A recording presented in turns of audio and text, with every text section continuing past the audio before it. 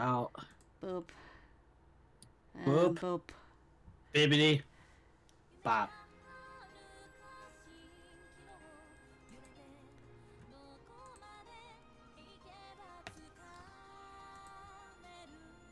Yeah, we are live. Woo!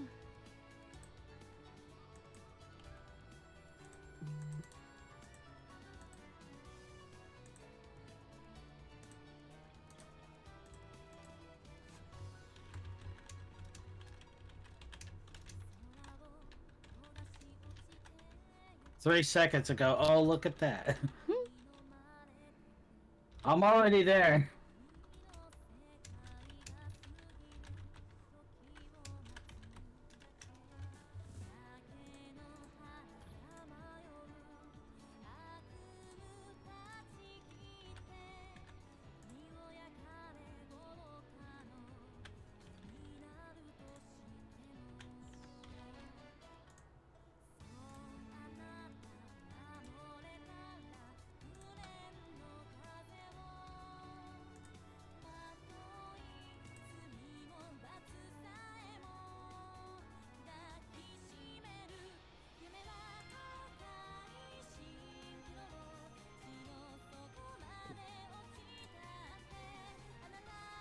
Hey, there's Discord.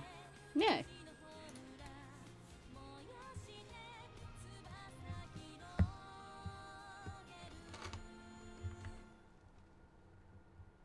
Two 2014. It's been 10 years. Which means they had enough time to use the anime. Yes. Wait, 2000. I guess that's when this one was localized. I'm going to guess this when it's localized because 2014 is when the remakes came out. Yeah. Anyways, shall we continue? Yay! You can see when I tested this game in May. Yes.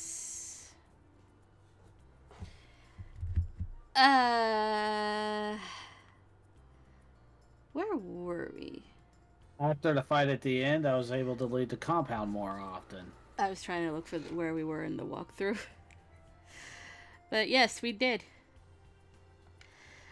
I suppose after what I'd done, Hijikata-san thought I'd earned a little more trust. I didn't feel like I'd done anything that extraordinary, but I wasn't about to look a gift horse in the mouth. On this particular day, I was out on patrol with Harada in the 10th Division. Excuse me, Harada-san. The Shinsengumi is out patrolling day and night, right? But what exactly is it that you do?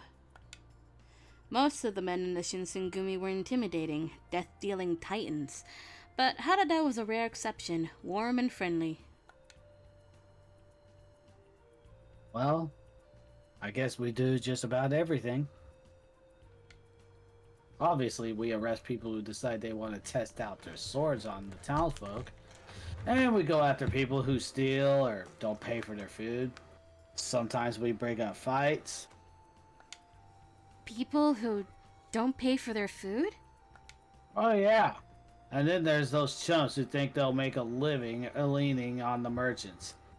We take care of all of that. It wasn't really the answer I expected. Most of the stuff they did wasn't nearly as dramatic as I'd thought. I'm sorry, I'm trying to find my Chizuru voice. As I It was thought... a little higher than what you normally do. Yeah, but then, like, for this one, I just go back to my normal one. Oh. As I thought back, I remembered how excited they'd all been when they were preparing for the raid on the Ikeda Inn. Now I understood why. What they'd done at the end was a good deal more intense than their day-to-day work. A little further down the road, a couple men in Shinsengumi blues were waving at us. Nagakura-san! Our separate rounds had brought us to the same spot. Hey there, Chizuru. You find anything out about your dad? I shook my head. Oh. No, nothing today. Oh, come on, cheer up. There's always tomorrow, right? You're right. There was something contagious about his optimism. Well, Senpachi, you find anything exciting? Oh, nothing in particular, but... Well, all the people on the street are acting busy, you know? I hadn't noticed it before, but he was right. They were acting strange, almost nervous. Yeah, it looks like they're getting ready to move. Harada-san nodded. You think maybe they're worried about getting caught in the middle of a war? What? War? There wasn't a war, was there? Oh, did you hear? Well, those Choshi bastards are showing up in Kyoto again. That's why we got extra watches these days. Yeah, well, we did give them a bit of a bloody nose at Ikeda. Can't imagine they'll stand around and with some of their guys in the ground. Were the Choshu going to try something again? The Shinsengumi were doing their best to keep order in Kyo. In fact, they saved the city. Mr. Yan came back.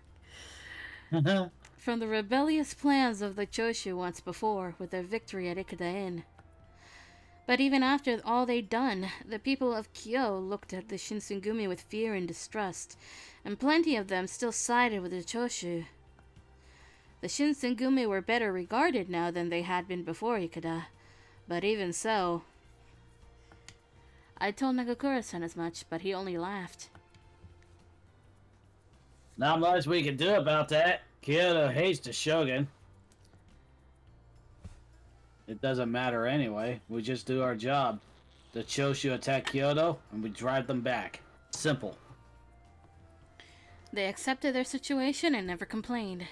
I had a good deal of respect for Harada-san and Nagakura-san. If they don't back off soon, they're probably gonna be getting new orders all the way from the top. For the Shinsengumi, the top meant the Aizu domain. It's that serious, huh? Harada-san gave a bark of laughter and nodded. Well, chances are that this will only come around every so often. I mean, who knows when the next one will be. You want to join us? What? Join? Did he mean for me to join the Shinsengumi and march to war with them?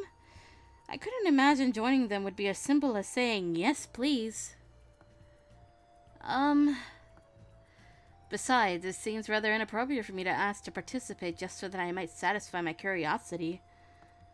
Still, I did want very much to be helpful in some way.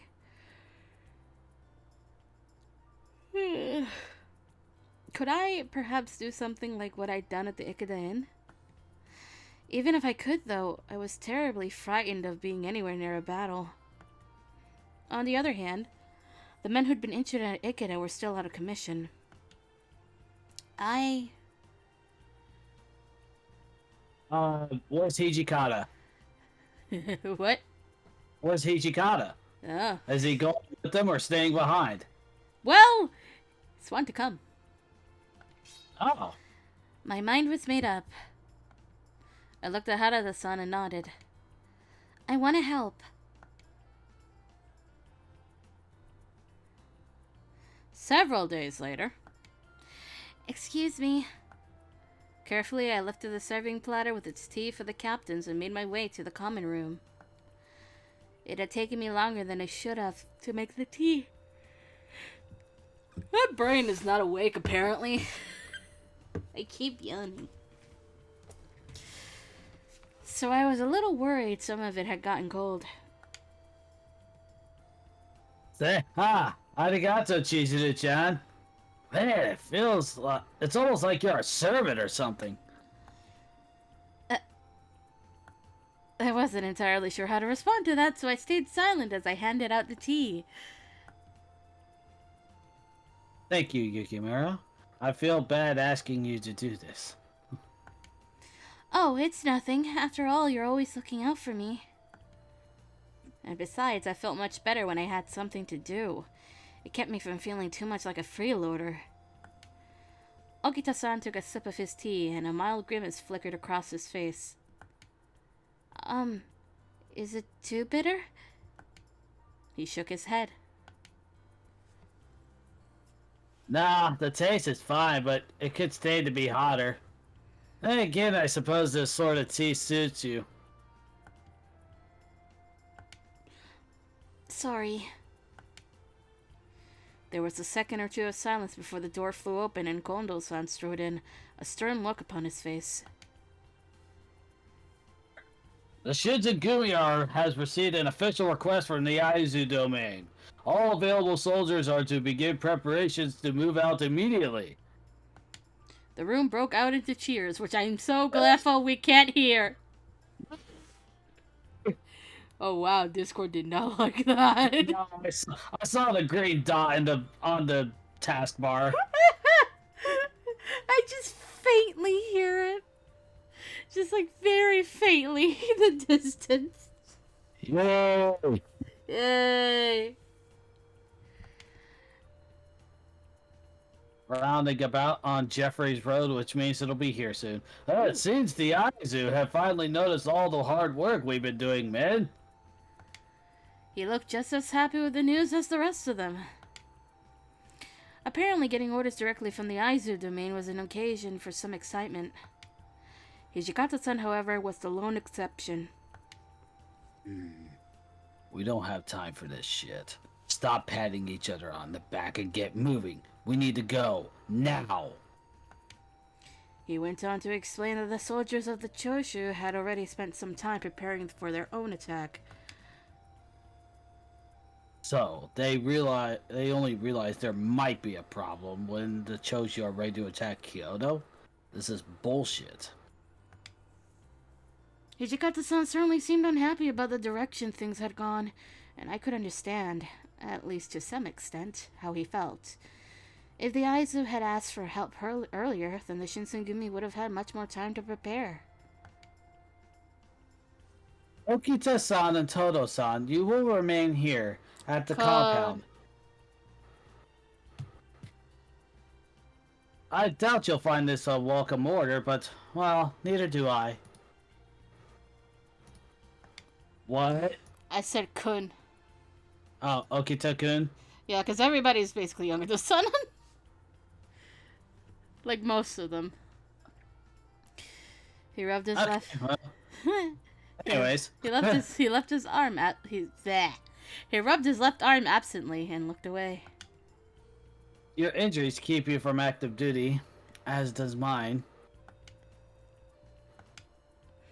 I didn't think there was any chance that hadn't made Heisuke and Okita-san feel at least a little guilty, but...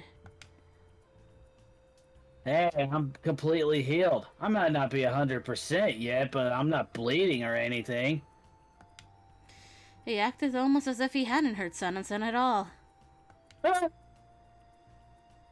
You're making a big deal out of this. It's just a scratch. Kondo-san's being a wuss. Perhaps they were so used to Sun-san feeling sorry for himself that they had simply ignored his comment. Perhaps it was time I learned to do the same. You sure about that? Last night the pain you had crying like a baby before you took your medicine. You son of a bitch! Why'd you gotta rat me out? Is there even a heart in there, you old bastard? Oh. That would mean my Dasher has arrived in my neighborhood and will be there soon. Oh. You wanna know what Haruka does in this scene? Really tell off Heisuke? No, she just goes over to him and touches where his cut is, and Heisuke is just like, ow. Close like, enough. screams, ow. Kasan, why did you do this? Oh, Kasan, why did you do that? Totally, completely healed. It seemed No respect whatsoever. It seemed Heisuke's injury hadn't quite healed as much as he'd claimed. Heisuke, my dude. Maybe, maybe not, but I know I'm telling the truth. Yeah, well, you don't have to say it in front of a girl, you know? He glanced sideways at me. And vodka. Oh, don't worry about me. Everybody gets hurt. His bangs hit the scar rather well, but it still looked painful. There was a moment of silence, and then Nagakura-san spoke. Oh yeah? Oh yeah. Chizuru-chan. Just cheese it, I think. Chizuru-chan. Oh. Chizuru-chan, you said you wanted to go with us if we got called in, right? You still up for that? Uh, yeah, I had said that, hadn't I? Well, I know it couldn't be so simple as just asking to go. Ah, yes. Well, I see no reason why not. After all, it isn't often that one is given such an opportunity. What? I hadn't expected Kondo-san to agree so easily. Wow. Well, you sure got lucky, Chizuru. Chizuru. Make sure you do us proud, alright? You were looking at the names, weren't you? No. Asuka is always Chizuru. Yeah, I see that. Do us proud? Ishikata-san glanced at me and sighed. We can't promise you won't get hurt, or worse. Perhaps you should stay here. I don't think they can find my apartment. I'll BRB. Okay, we're gonna pause here for a second, folks.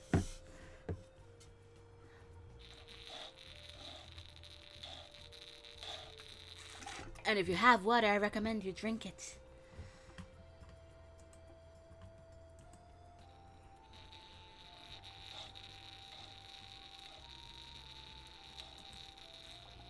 I'm drinking water. Ba, ba, ba.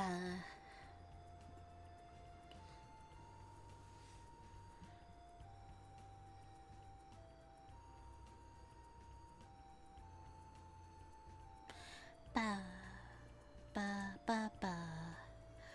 Ba, ba.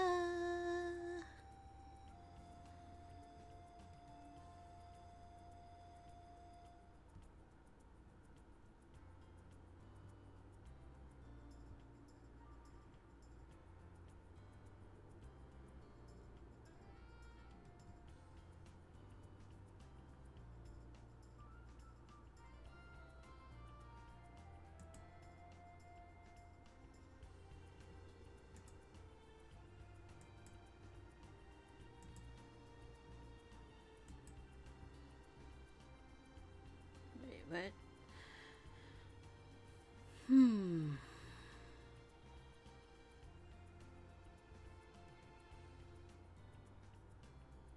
Oh god, there's so much trivia and nights into Christmas nights, I mean. There's so much information. Santa Claus and reindeer appear in Spring Valley between 12 on December 24th and 12 on December 25th. What? There's your random Christmas nights trivia for the day. Santa can appear between the 24th and the 25th. So if you have a copy of it, you know when to go look for Santa. I'm just waiting for Midget to come back. Let's see, what else is in here?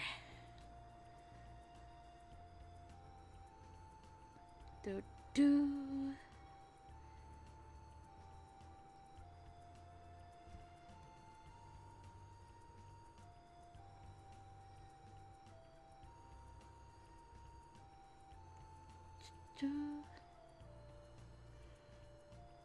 Let's see. Right. On April 1st, Nights changes into Riala, or at least Riala takes place of Nights. What else? What else?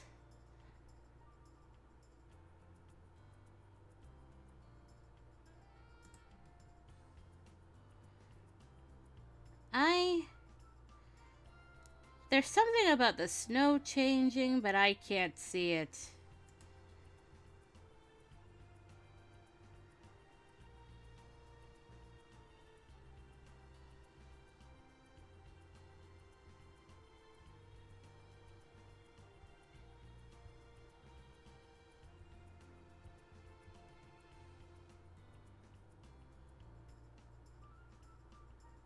What?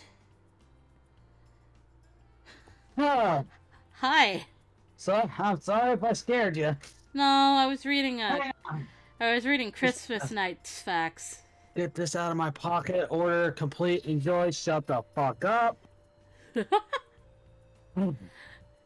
I practically ran back to the apartment. I went up to the mailboxes and caught them. Oh, Jesus. They ran past the apartment twice. I was just reading Christmas Night's facts. Oh, wonderful. Yeah, if you try to set the clock to before 1996, it'll make you set the time properly. If it's 2099, it makes you put the calendar properly. Wow. Yeah? I didn't know it did that. Do you wish to place... Oh. Are we BRB still? No? Yeah. Okay. Wait. I don't think you put it up there. I think that's because an ad is running. Ah. Yeah. Well, I don't see it regardless. Eh? I said I don't see it. Oh, well, it's 30 seconds.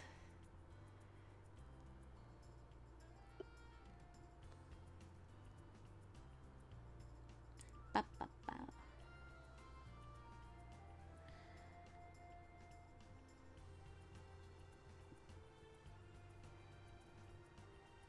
Where did you get the wings? Buffalo Wild Wings. Oh. I've never had that. It's not bad. My cousin used to work for them. Anyways, we're off an ad break. Are we? No, it started another one. Seriously, Twitch? Let's just go, I guess. Well, in just a second, because the box that these wings are in kind of fell apart, and Oh, no. oh, the wings are still in the bag. Okay, It fell all on the floor. I'm grabbing a proper plate. yeah, figure that shit out. I also brought in my Dr. Pepper so I'd have stuff to drink. Woo! The wings have escaped the box.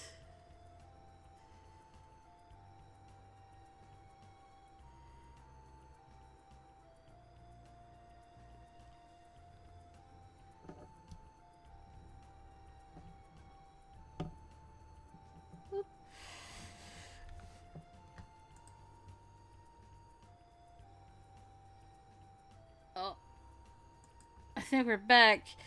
There was a catastrophe with some wings and the box falling apart. I have a bowl. A bowl? I just dump all this in here. A bowl?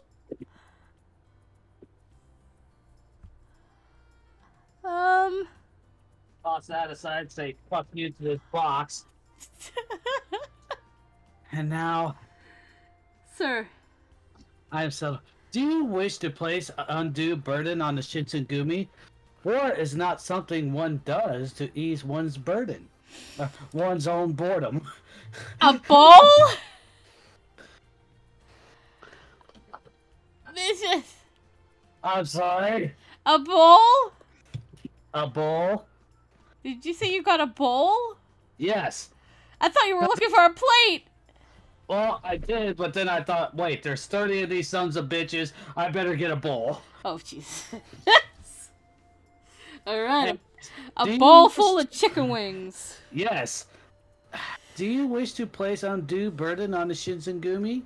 War is not something one does to ease one's boredom. The chicken wing incident. I guess.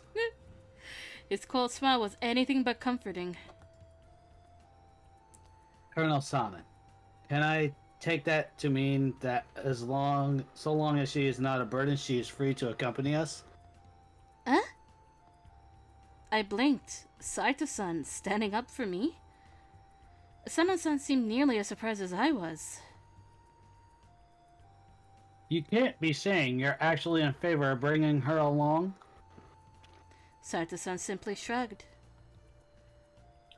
She was an asset at Ikeda. I had only intended to point out that judging by her actions, she hardly proved to be a burden thus far. I could feel heat rising in my cheeks. Rising, not raising. Rising. Damn it. Rising.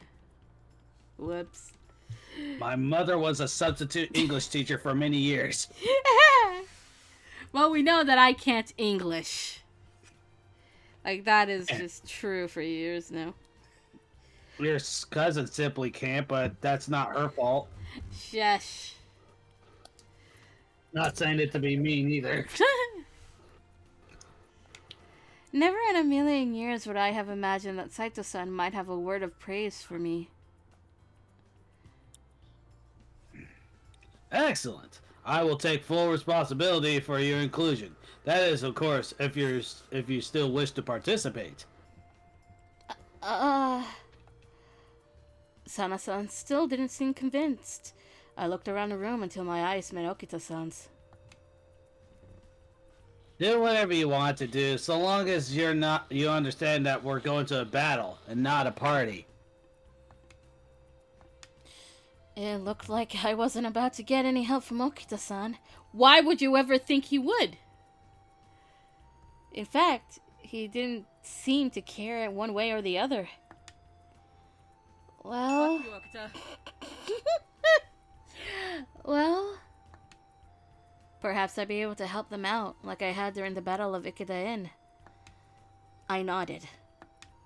Yes, I would like to participate.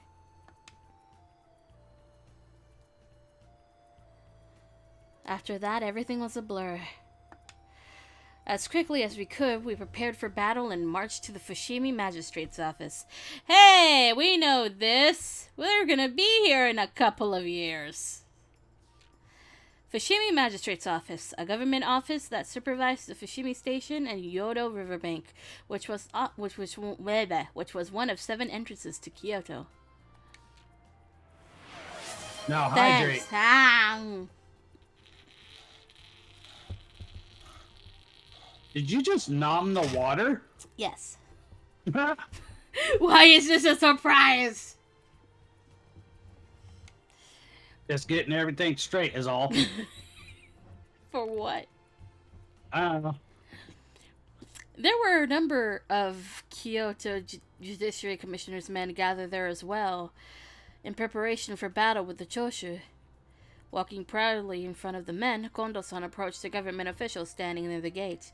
Have we noticed that there is no Takeda in this version yet? Yeah. We, the Shitsugumi, are reporting as requested by Lord Katamori Matsudaria, Lieutenant General of the Aizu. Lieutenant General of Aizu, the position held by the Lord of the Aizu domain. Katamori Matsudaria was appointed to it by the Shogun after earning the rank of Lieutenant General of the Left Guard. Katamori Matsudaria, the 9th generation daimyo of the Aizu domain. He holds the position of Kyoto Military Commissioner. Katamori Matsudaria was the Lord of the Aizu domain and also the Kyoto Military Commissioner, which made him a very important person. His name would have been immediately recognized. Don't know who that is, dude. The man standing near the gate looked slightly taken aback at the mention of the Shinsengumi. You were told to report here? But we received no such orders. What? No, that didn't make any sense. Perhaps sensing perhaps sensing my confusion, Saito-san leaned over and whispered under his breath. If they haven't received notice of our orders, the lines of communication are likely in disarray. We can assume, therefore, that this conflict has become rather chaotic. Chaotic? I did my best to keep my own voice at a whisper. Do you mean the Choshu is overpowering the Shogunate's forces? Not necessarily. However, I do suspect that the enemy is doing well. The Judiciary Commissioner supposedly answered to the Military Commissioner, but the Military Commissioner's office was controlled by the Aizu domain, and the Kuwana domain controlled the Judiciary Commissioner's office. Because judiciary is hard to say. Judiciary! Yeah. I didn't fully understand the relationships between the different domains, but so far as I knew, the Aizu and Kuwana had never been on very good terms with one another. In other words, the situation we had found ourselves in was less than desirable. Nonetheless, our assistance has been formally requested. If you could only speak to your supervisor, it wouldn't make a difference. Now get out of here. We have no use for Mibu's wolves. Wolves of Mibu, a nickname given to the men who would later become the Shinsengumi. It was both a reference to their reputation and an alternate spelling of their original name, Miburo, which means Ronin of Mibu. What? What? How terrible. And after they asked for the Shinsengumi's help. I felt Harada-san's hand on my shoulder and turned to look up at him. Literally look up because he's like 6'1". He is a big boy. Yeah, very tall boy. Forget about them. This isn't anything to get worked up about. We get this sort of crap all the time. But I wasn't truly a member of the Shinsengumi. But even so, it was galling. Okay. If we throw a fit here, then we might hurt Aizu's reputation. You get it? Oh. The Kuwana would only need to complain that the Shinsengumi hadn't shown them proper respect to make trouble for the Aizu. There's nothing we can do here, Chief. We should leave the magistrate alone and meet up with the Aizu domain's men on our own. Kondo-san nodded in agreement, but his frown didn't fade. Yes, I agree. That is our only choice. We must look for an officer of the military commissioner. And with that, the Shinsengumi set off to find the soldiers of the Aizu domain. Night had fallen by the time we arrived at Kujo Beach. Kujo Beach, near what is now Kanjin Bridge on the Kamo River. After we left the Fushimi Magistrate's office, we made for the Aizu Manor. Once we arrived, we related our encounter at the Magistrate's office and asked for new orders. Mr. Yan, you have arrived again. The manor official we met with directed us to go to Kujo Beach, which we did. However... What? Shinsengumi is joining us? We received no such order. I apologize, but could you go speak to the commander at the manor? Nagakura-san had, apparently, enough. What the hell? He was the one that told us to come here, god damn it! You want to fuck us, fine, but you're gonna be disobeying a direct order from your superior, pal. You really want that? The man opened and closed his mouth a few times and fell silent. Kono-san did his best to keep his voice neutral, but there was no hiding the grin that had spread across most of his face. He's proud of his boy. Yep. I would like to speak to your commanding officer if I might. Do you think you might be able to take me to him?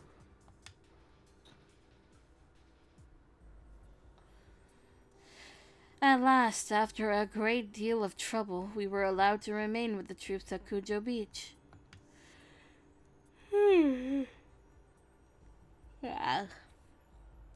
The chief and the captains left the rest of us to go speak to the Aizu commanders.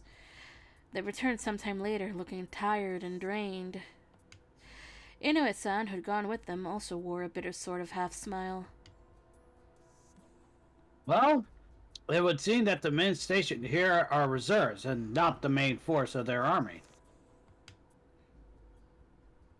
Their main force has been committed to the defense of Hamaguri Gate.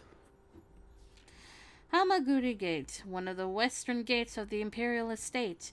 It is protected by the allied forces of Aizu, Kuwana, and Satsuma. I felt my eyes go wide. You mean they're treating the Shinsengumi like reserves? If the reserves weren't called into battle, then the Shinsengumi would never be given a chance to show their worth. Then why the hell they send a message acting like this was some sort of emergency? We can't predict what might happen.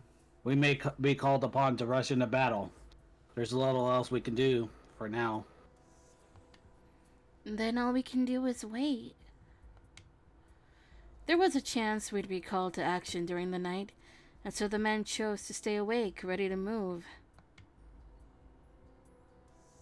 Just let us know if you need to rest a bit, Chizuru-chan. You're always welcome to sleep on my lap. Oh no, I'm fine. Harada-san laughed as I shook my head. It wouldn't be fair if I was the only one who slept. The men had to remain awake and ready to act all night. At first, I was far too anxious, but by dawn, I was sound asleep. All around me, however, the men had kept a constant vigil all through the night. Even as I drifted in and out of sleep, I'd seen them standing or sitting nearby, alert and watchful. The sun had risen and I'd finally woken up when it happened. What? The crack of a gunshot tore through the morning air, and in the distance I heard the shouting of men and the clang of metal. The fighting had begun. Yay! The captains looked at one another and nodded. Time we left. I stared at him for a moment, perhaps not yet fully awake, until I understood what he was saying. Right. With a quick nod, I stood up and made ready to move when... Stop! What do you think you're doing? We were ordered to stay here! During our lengthy march the day before, I'd never seen Hijikata-san mad. He left the yelling to Nagakura-san mostly, and stayed patient when it was time to speak with the army officials. But this time, perhaps he had finally had enough. I'm sorry. I thought your job here was to protect the Imperial Estate, but I guess you'd rather just sit around all day. Imperial Estate, the Imperious residence. I don't know what else you expected. We're here because we are supposed to help those Chozo assholes attack. Tell me, what are the Chozo doing right now? Chozo? Choshu. So, hush. No! Isn't that like Metroid related? Yes, it's the bird people that adopted Samus. I was right!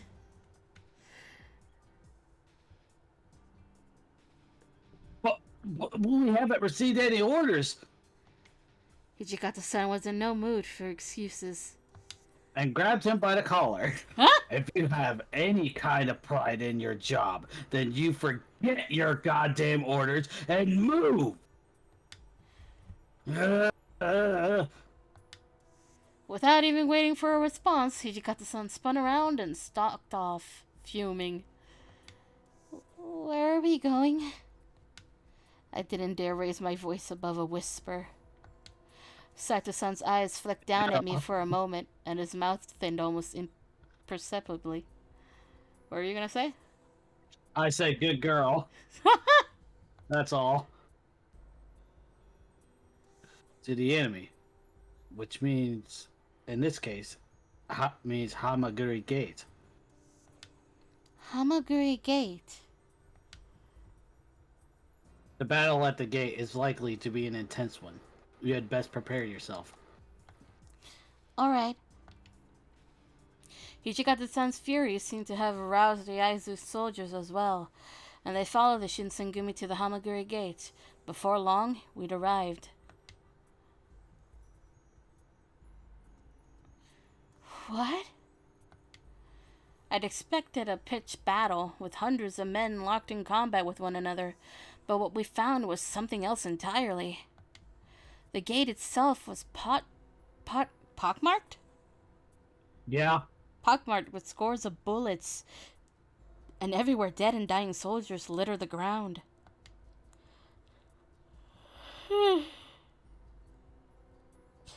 The acrid stink of firearms hung in the air. What I didn't see, however, was the enemy. It seemed that we had arrived too late. The battle was already over. After a moment of stunned silence, several of our own men were dispatched to determine what had happened. Kondo-san sighed. What are the Choshu thinking? They've raided the Imperial estate. How can they claim to be an imperialist domain? Imperialist, a term for the philosophical and political leanings of those who wanted to see the emperor as the supreme administrative power for Japan, in place of the shogun. Kondo-san simply nodded. The Choshu had defined themselves as among those who revere the emperor, and yet they would attack his home? The imperialists are filled with hypocritical shit. Let's be real. Yeah. Oops. It didn't make sense to me either. I was pondering what motive they might have had when Saito-san returned. It appears that the Chosu attacked Hamaguri early in the morning, but we were repelled by the combined forces of the Aizu and Satsuma. Satsuma domain, a domain governed by an opposition daimyo named Shimazu. Initially, they supported imperial unification, but eventually allied with the Choshu domain and other like-minded men in the interest of removing the shogunate. At least right now they are friends. Sort of.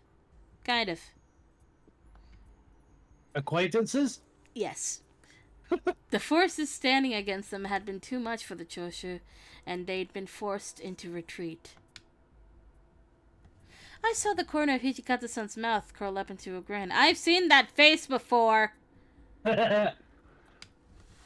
So, Satsuma is helping Aizu now, are they?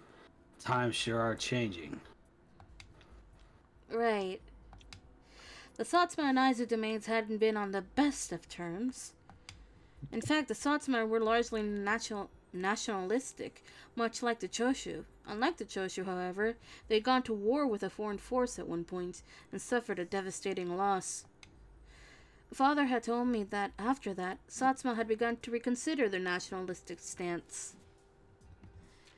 Nationalism, a term for the philosophical and political leanings of those who wanted to remove foreign influences from Japan.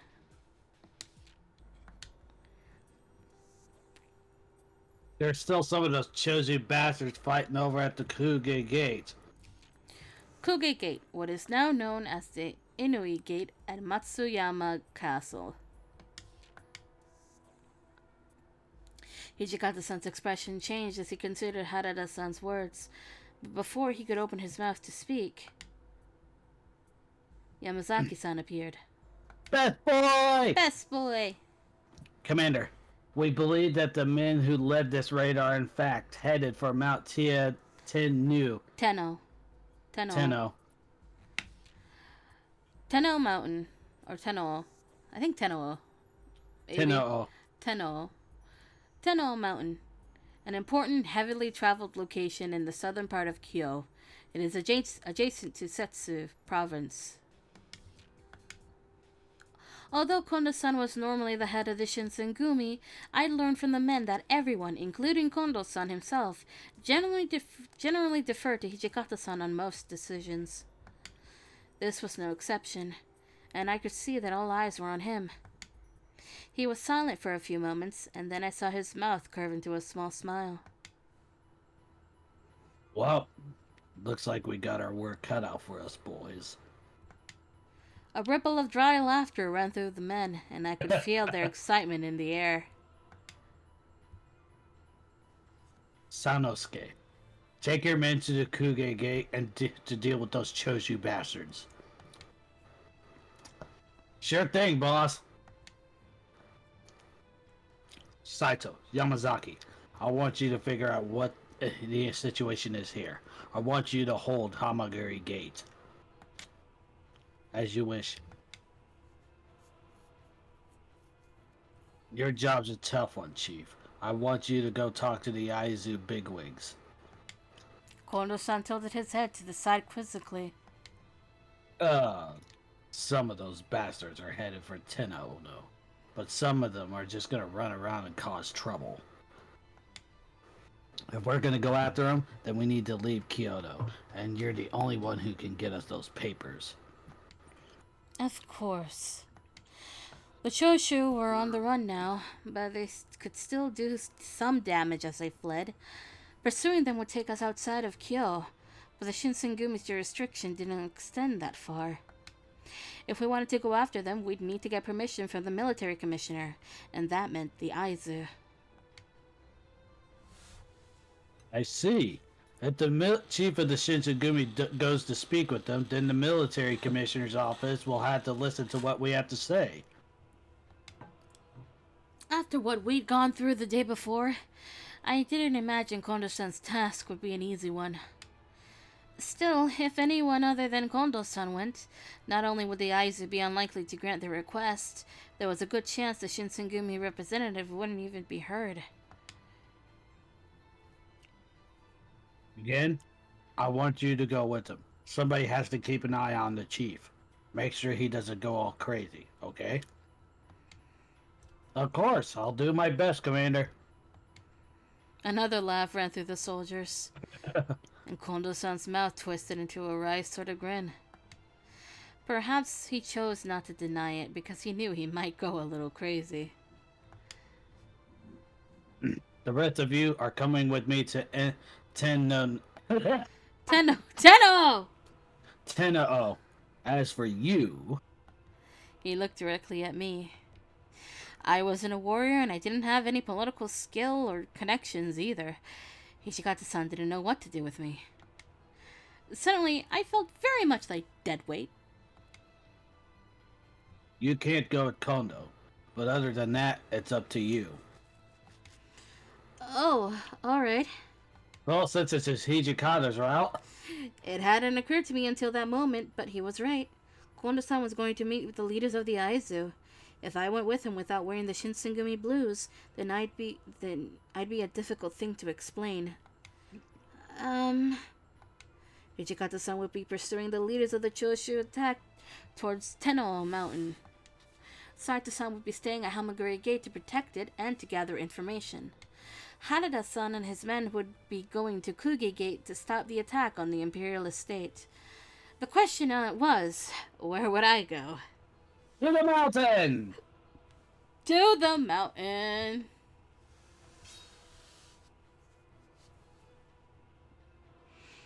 There was no question. I would go with Hijikata-san and chase after Ronin, heading from Mount Tenno. Even carrying both a katana and a wakizashi, the Shinsengumi soldiers moved at a rapid pace. It was hard for me to keep up, and I was beginning to run short of breath when I saw someone. Katana, the most common sword worn by samurai during this period, was the uchi katana, also known as the katana. It was usually worn with the blade facing up. Wakizashi, too short to be a full sword, but too long to be considered a dagger. The wakizashi was also known as a companion sword. It was generally worn paired with a longer blade. He was standing in front of us, but shadows obscured his face and clothes. Still, I could sense something strange about him. Hijikata-san seemed to sense it too, and he motioned for the men to halt and drink water. Yes.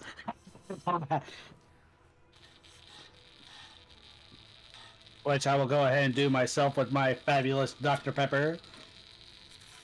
And I've run out of water. Is this a BRB then to go get more water? Yes, this is a BB for me to go get water. Not drugs, no. No. Stop. Nah. I'm gonna get more water. BB! BRB.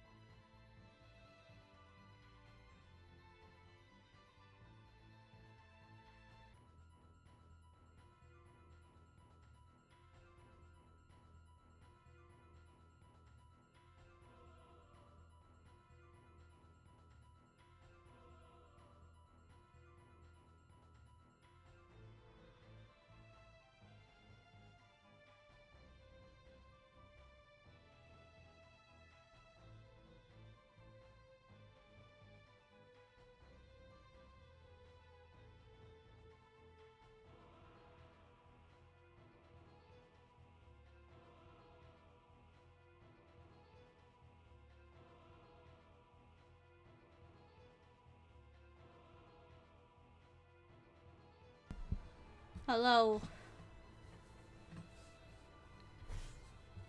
Hello? I is here. Oh, hi! I forgot that I muted myself for a second on the mic. Are you eating chicken wings? No. I am, but you know. What? I am. I was just trying to be funny. Mm-hmm. He was standing in front of us, but shadows obscured his face and clothes. Still, I could sense something strange about him. Hijikata-san seemed to sense it too, and he motioned for the men to halt. The Shinsengumi stopped, save for one man who was either too excited or too foolish to heed the commander.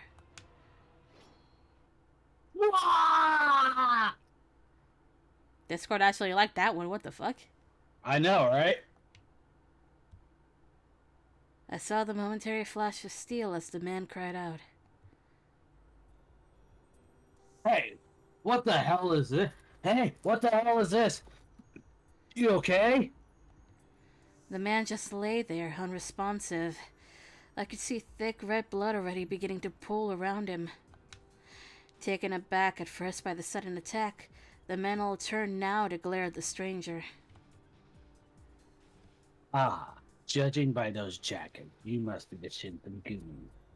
Boorish, as always. They were already on edge, but the man's words only made the men more agitated. True, some people felt the jackets the Shinsengumi were a little old-fashioned, but I'd heard from the men that they had their reasons for doing so. I could tell that they wanted desperately to pay the strange man back for his taunts and for his attack on their brother, but they knew that now was not the time for revenge. Hijikata-san. As I spoke, I pointed to the man in front of us. He was at the Ikeda Inn. Hijikata-san's eyes narrowed, and I saw his lips pulled back from his teeth just slightly.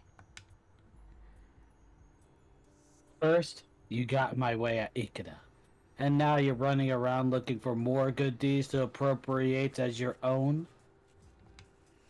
The way he spoke made it sound as if he'd been there the night of the Battle of Ikeda Inn. So, the peasant samurai hadn't had their fill of defeat yet? Oh, excuse me, you aren't even real samurai, are you? As he spoke, I felt the air began to thicken with the rage of the Shinsengumi. You're the swordsman from Ikeda. Those are pretty big words from such a small man. Hijikata-san's smile was anything but warm. I heard you were talented for peasants, but after this sorry display, it looks like those rumors were just that. Rumors. He looked down at the man he'd cut down and laughed. That man from the inn. Okita, was it? Far too weak to be considered any kind of real swordsman. Hijikata-san's teeth were now almost completely bared. So them's fighting words. I knew that Okita-san wasn't weak at all, and I wanted to tell him so, but it was true that he had been injured. Insult Soji-san all you want, but how about you tell us why you killed that man first? I heard the soft hiss of... It's just Soji, Yeah, okay. it's just Soji. I heard the soft hiss of Nagakura-san's sword sliding from its scabbard. To his feet lay the man who'd been attacked, his face now an odd pale color. There was no doubt that he was dead. If I don't like what I hear, then I'm gonna kill you right here. Oh. The man snorted. To defend your warrior's pride. The shonen says jump, and you say how high? Tell me, where's the pride in that? There was anger in his voice too, but at what I didn't know. Why are you pursuing men who've lost and fled the battlefield? If you even pretend to have pride of your own, then you must understand that they've gone to Mount Tenno to take their own lives. What? Was he telling the truth? Did the Choshu men really mean to commit honorable suicide? With this bitch, who knows? I looked over at Hijikata-san and the rest of his men, but not a one of them looked surprised. The man in front of us was trying to stop the Shinsengumi in an attempt to protect the pride of the Choshu samurai. That was why he was mad. But is it really alright to take a man's life for the sake of someone else's pride? It seemed to me that fighting for the sake of someone else's pride wasn't really right. How could you know their heart or their thoughts? Pride is something that you have to defend yourself. How can someone keep their pride if someone else has to fight for it? In a way, I could understand his intentions, but I couldn't help but question his actions. Then, are you saying I should simply allow the Shinsengumi to take what pride the Choshu have left so that they can earn accommodation for arresting them? He did not sound amused. No, that's not really what I meant, but... Silence, woman. Under that crimson glare, my voice trailed off. I felt like I hadn't really explained myself at all. Hijikata-san had listened to our short conversation, and he seemed unimpressed. Pathetic. I thought you were trying to make some kind of point, stranger, but you're just whining like a child who can't get his way. This is war, you idiot. What? The man spoke through clenched teeth, and the knuckles of his sword hand had gone white. They started a fight over something stupid, and then didn't have the balls to see it through and ran away with their tails between their legs. Men like that don't deserve to die with honor. His voice cracked like lightning, and before I realized it, I'd taken a step back. They're traitors, and cowards beside. You really think a man like that deserves an honorable death? They'll die with their guts where they belong and their heads in the dirt. Then you mean to say that they should have been prepared to die for their cause when they went to war? Any man who starts a fight he isn't willing to give his life for doesn't know what it means to be a warrior. Let's say they do have some scrap of pride left. Wouldn't dying in battle be better than dying on your own sword? Thanks, Mage. Thank you, Mage. What the fuck was that? I cleared my throat. Oh. I don't think that sounded like you clearing your throat, but okay. Okay, hold on. Make sure that's tight. Alright. Alright.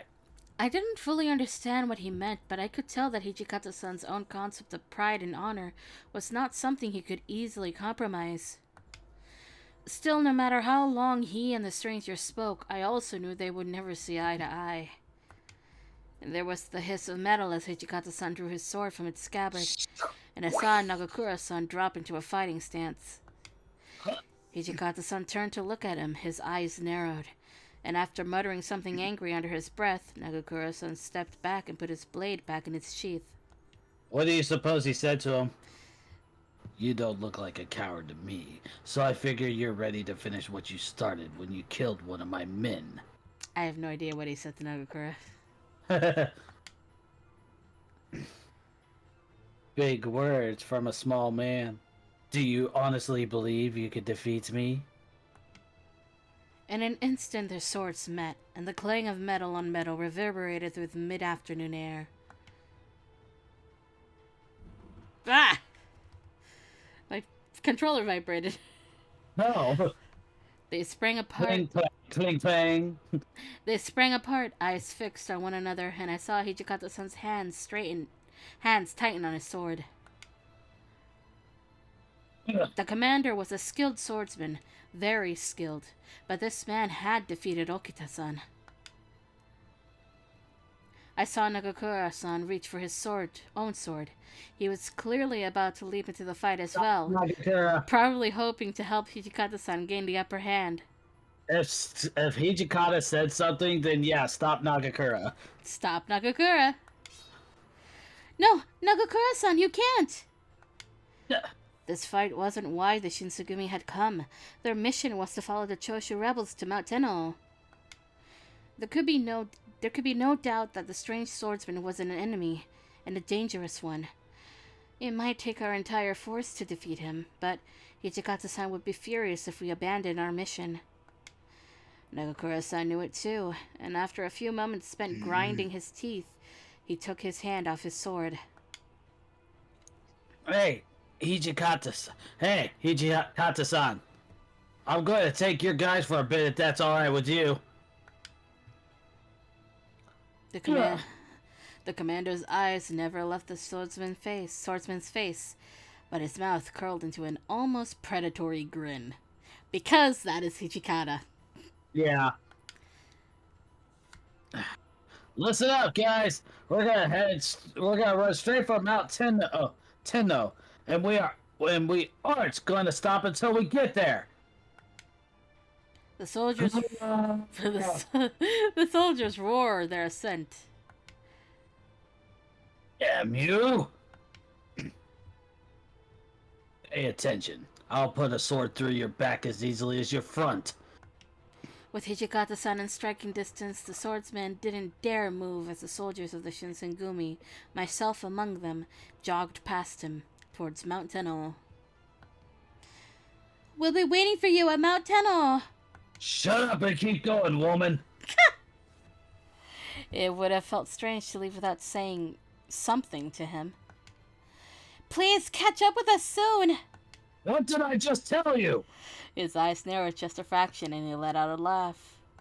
Who the hell do you think I am? His voice was calm, confident, and slightly arrogant. I nodded to him and jogged past, falling into step with Nagakura-san and the rest of the men. We ran straight for Mount Tenno and didn't look back.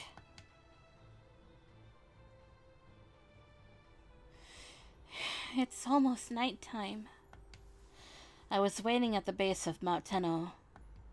Nagakura-san had led most of the men further up in search of the Choshu rebels, but a few had been left at the bottom in the unlikely event that any of the Choshu came this way. I'd stayed with them. It'll be alright. They'll be back soon. I'm sure of it. Shimada! Yeah, Shimada. How many times have we done that, I wondered.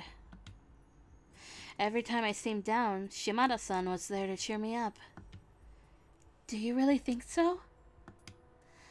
I couldn't get Hijikata-san out of my head. We left him behind, fighting an opponent we knew nothing about. Oh, he'll be fine. It was all too easy to imagine that the worst had happened. I hope he's safe. No sooner were the words out of my mouth than a shadow appeared in the dirt road in front of me. The shadow stepped towards us and into the light. Hijikata-san! He was all right. I felt tears spring into my eyes and shoved them away with the back of my hand. Glad to see you're safe, Commander. Doesn't even look like you're injured. Good work. Shimada-san was right. Hijikata-san was without a scratch, but even so, his face was dark. I had hoped we'd have a real fight, but we barely started when the Satsuma stuck their nose in. What were the Satsuma doing there? His name's Chikage Kazuma, since he's part of the Satsuma. Chikage Kazuma, a very skilled man with apparent ties to the Satsuma domain. His extreme strength and prowess with swords rivaled that of the best Shinsengumi swordsman. But if he's part of the Satsuma domain, hadn't they helped the Aizu drive off the Choshu?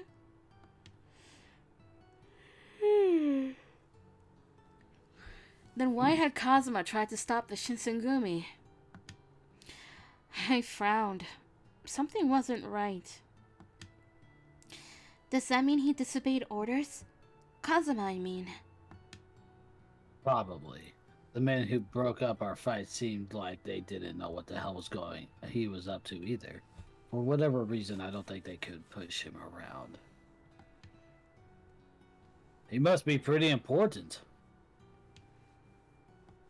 From what Hijikata-san had said, Kazuma was certainly a skilled, powerful warrior. But I couldn't shake the feeling that there was more to it than that. When Hijikata-san spoke next, his voice was bitter. He's a lazy son of a bitch with enough money or influence to do whatever the hell he feels like. He doesn't give a shit about pride or honor.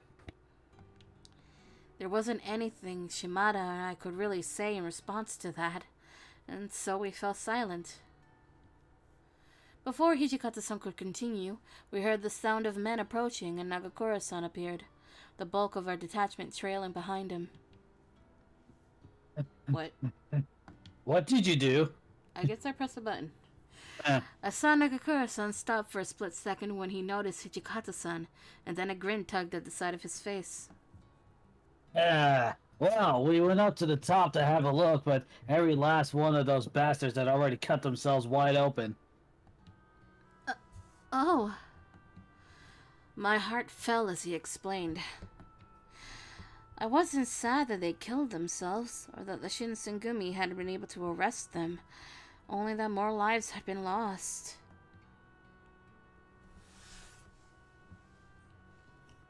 Honorable suicide, huh? Good for them. As he spoke, he flashed half a smile at Nagakura-san. Is that okay? Only a few hours before, he said that they were criminals and only deserved to be beheaded. But now he was applauding them for taking their own lives? He shrugged. No, not for the Shinsengumi. We let them fulfill their mission, which means we failed ours. I wanted to arrest them, but they're dead now. What good would it do to ignore what they did? Friend or enemy, a man who decides with honor deserves at least some respect. Oh, I suppose that makes some sense. It was obvious that I really only half understood what he was trying to say, and his expression softened a little. And that was the end of our journey to Mount Tenno. Together, once again, we returned to the Imperial Estate to meet up with the rest of the Shinsengumi. On the way back, Hijikata-san and the men began to discuss their next move. It looked like there was still plenty for the Shinsengumi to do in Kyo.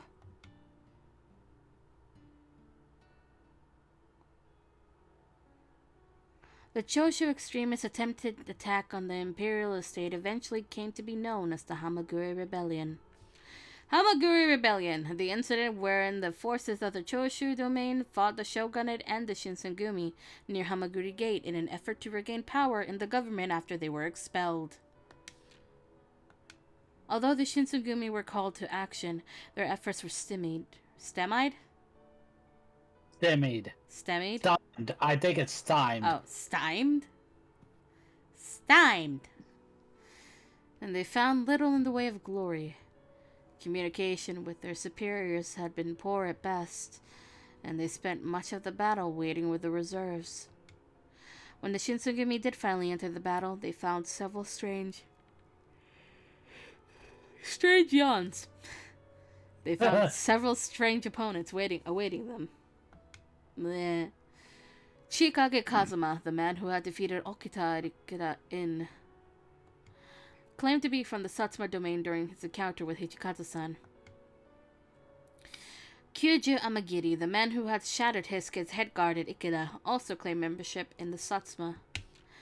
Kyuju Amagiri, a highly skilled individual connected to the Satsuma domain.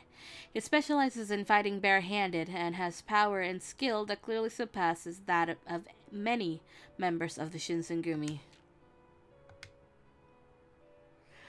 They had also met Kyo Shiranui, who'd fought alongside men from Choshu. Kyo Shiranui, a man with incredible skill, he is connected to the Choshu domain. His gunplay is very impressive and takes the Shinsengumi by surprise. Whoever they were, it was clear that they were not allies of the Shinsengumi. Indeed, it seemed they could easily become some of his greatest enemies. If they were to meet in open battle, the casualties would be severe. By the time the battle was over, the commanders of the Choshu attack had been killed in the fight. Wait, what? By the time the battle was over, the commanders of the Choshu attack had been killed in the fighting or taken their own lives. There were some soldiers, however, who escaped, setting Kyo ablaze as they fled. By some terrible misfortune, the winds that day blew from the north and fanned the flames, reducing the southern end of the imperial estate to ash. As a result of the Choshu attack, many imperial nationalists were executed. After a yawn. After everything had been sorted out, the Shinsengumi were at last given permission to patrol outside of Kyo from Osaka to Hyogo. No sooner had they been given permission than they set out to work, rounding up unruly ronin and defending the public good. With the Hamaguri rebellion over, the Choshu were branded as traitors for attacking the estate. From then on, they were acknowledged enemies of the court. Enemies of the court, a traitor to the court, often used to refer to rebels. I don't know what else you expected. You have earned a bronze trophy. A different life. Chapter 2. Oh boy.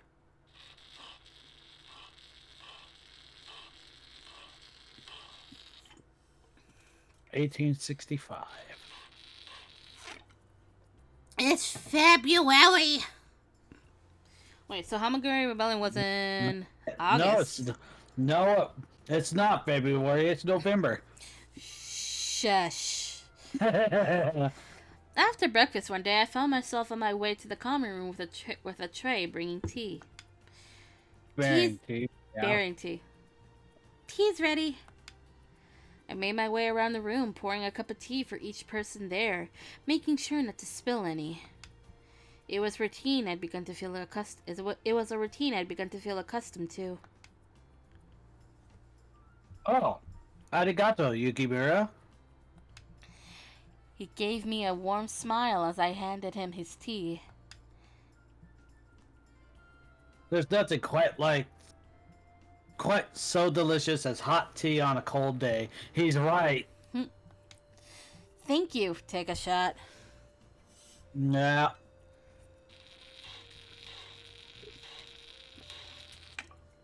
Was that our first thank you?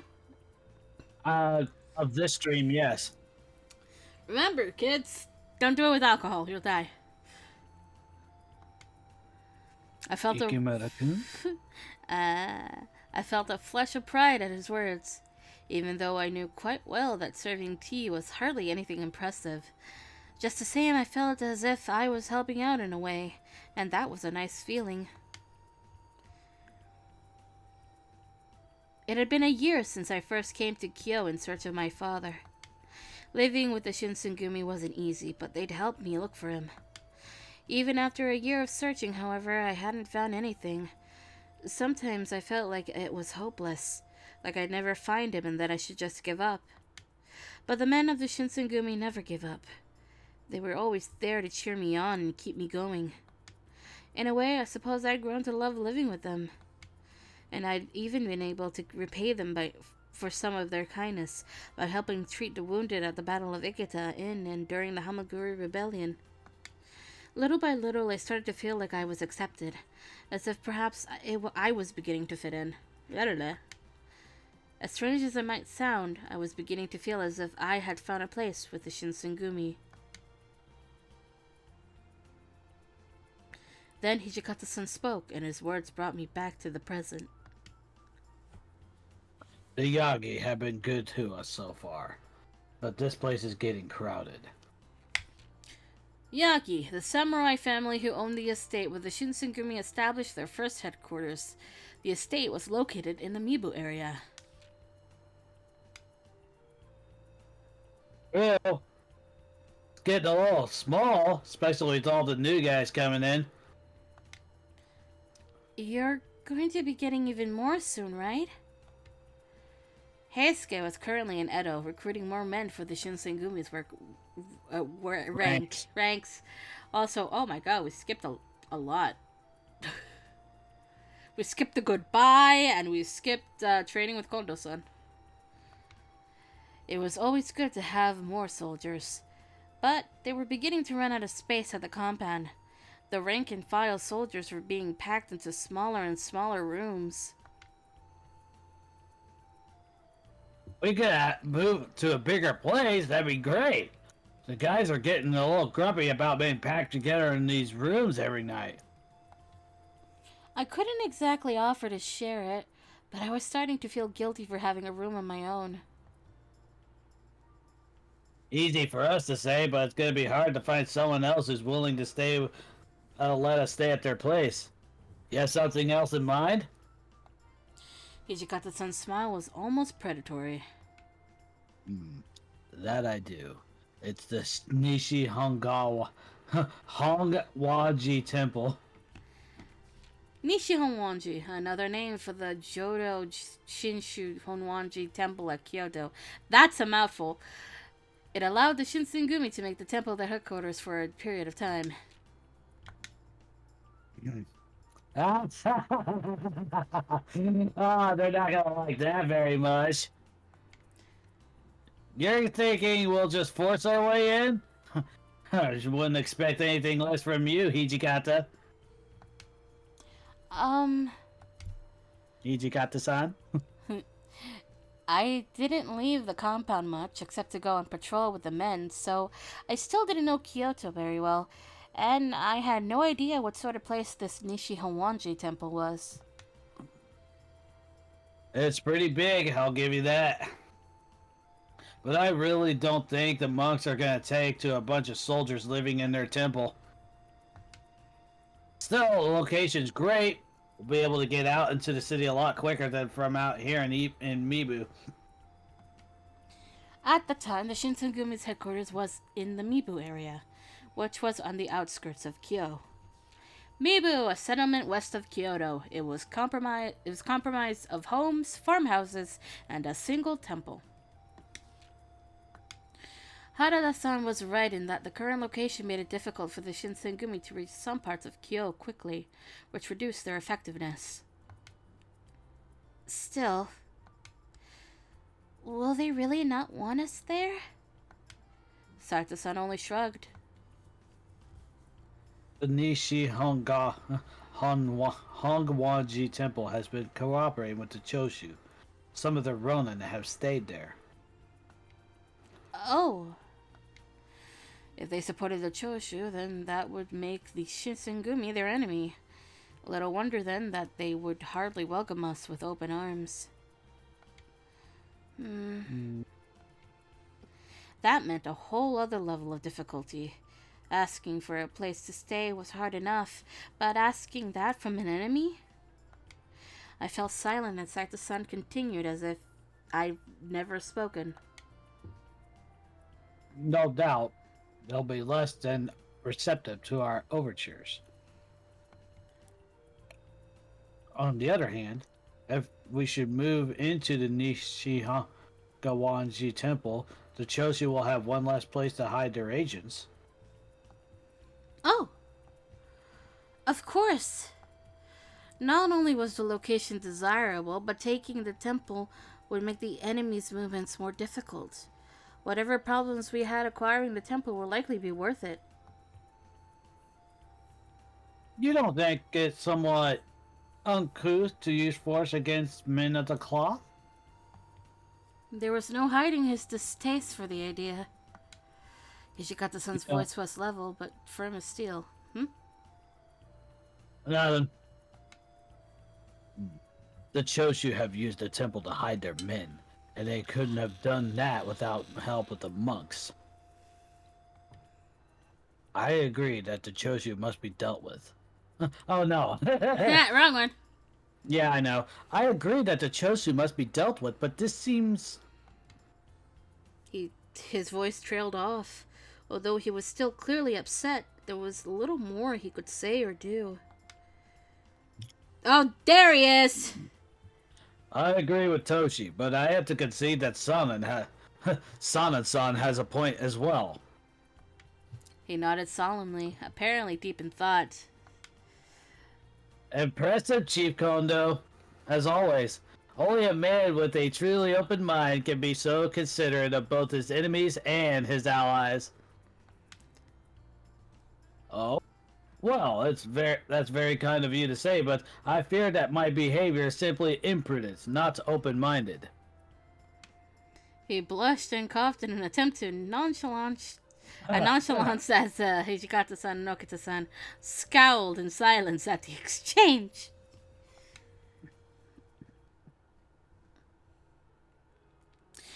The man who had just spoke was Kashitaro Ito, the new deputy commander. He had joined the Shinsengumi only recently. Kashitaro Ito, military advisor and deputy commander of the Shinsengumi. He is the head of the Hakushin Ito Dojo and loyal to the emperor, which makes him an imperialist. Yeah, please let me join, I beg you. Kondo-san had left Heisuke in Edo and returned early with Ito-san and some of his men who had come to join the Shinsengumi. He was reputably a master of the Hokushin Ito sword style and ran a school of his own. Hokushin Ito, a sword style that was popular in Edo during the Bakumatsu period. It was one of the 3 popular sword styles. I don't remember the other 2. I'm gonna guess one is Iba. Probably. When Ito was introduced to the captains, none of them seemed particularly pleased with his addition to their ranks. No sooner had Ito and Kondo-san left the room than they began to talk amongst themselves. Did you see that fucking guy? What a loser. I heard Ito-san is an imperial nationalist. Why would someone such as him want to join the Shinsengumi? He's like... He's like the Chosu then. You really think someone like that can get along with us? Hijikata-san grunted and pursed his lips for a moment. Kondo's a national loyalist. They may not agree on the shogun and the emperor, but they're both nationalists through and through. National loyalism, a term for the philosophical and political leanings of those who supported the shogunate and advocated for the expulsion of foreigners from Japan. Advocated? Advocated. They might disagree about who should run the country, but neither of them wanted a foreign nation exerting its control over the country. Besides, Kondo's a loyalist without a doubt, but he has a few imperialist tendencies of his own. Loyalism, a term for the philosophical and political leanings of those who supported the shogunate. Perhaps the different factions weren't quite so staunchly divided as they might appear. Would Kondo-san and the Shinsengumi work for a future where the shogunate controlled the country, but the emperor was still treated with respect? That seemed like a solution that could make everyone happy. If that was the case, then Kondo-san's version of national loyalism was a wonderful thing. I figured the only one who'd see us, one of us who'd be very happy about Ito-san showing up would be Sana-san, right? True, they both practice Ito, right? He knows Ito too, doesn't he? And Sana's a bit of a loyalist. I wouldn't have guessed that Sana-san and Ito-san had so much in common. His expression didn't suggest that he was particularly happy, though. Yes, I have met Ito. He is well educated and a skilled orator. With such a gifted deputy commander, I suppose that the Shinsengumi has little need for a colonel. Sana, no! Sana, yes. No! Goddamn snake! Sana-san's words hung in the air, heavy and awkward. I didn't understand the ranks of the Shinsengumi, but as far as I could tell, a deputy commander outranks a colonel. So I figure you wouldn't have known it, but orator is basically a public speaker, especially one who is eloquent or skilled. Ah. So with Ito here, there's little left for me to do. So I'm gonna go shove some crimson liquid down people's throats. Oh god. I hadn't even thought of it that way. Sana-san felt that Ito-san was a threat to his own position. Which is kind of what the real Sanan felt. You goddamn snake! Along with, he really was annoyed with Hijikata and Kondo-san at this point. An awkward silence fell across the room.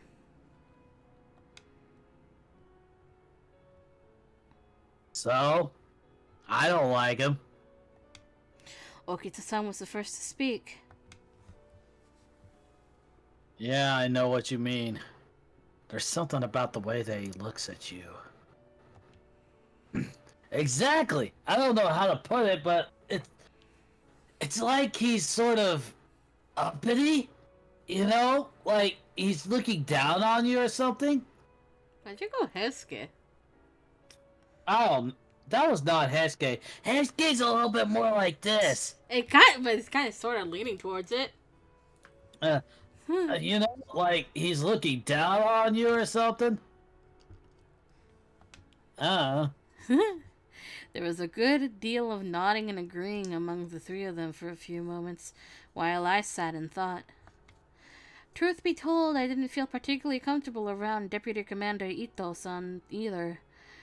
It wasn't that he was a bad person per se, only that he was, how to say it, off-putting?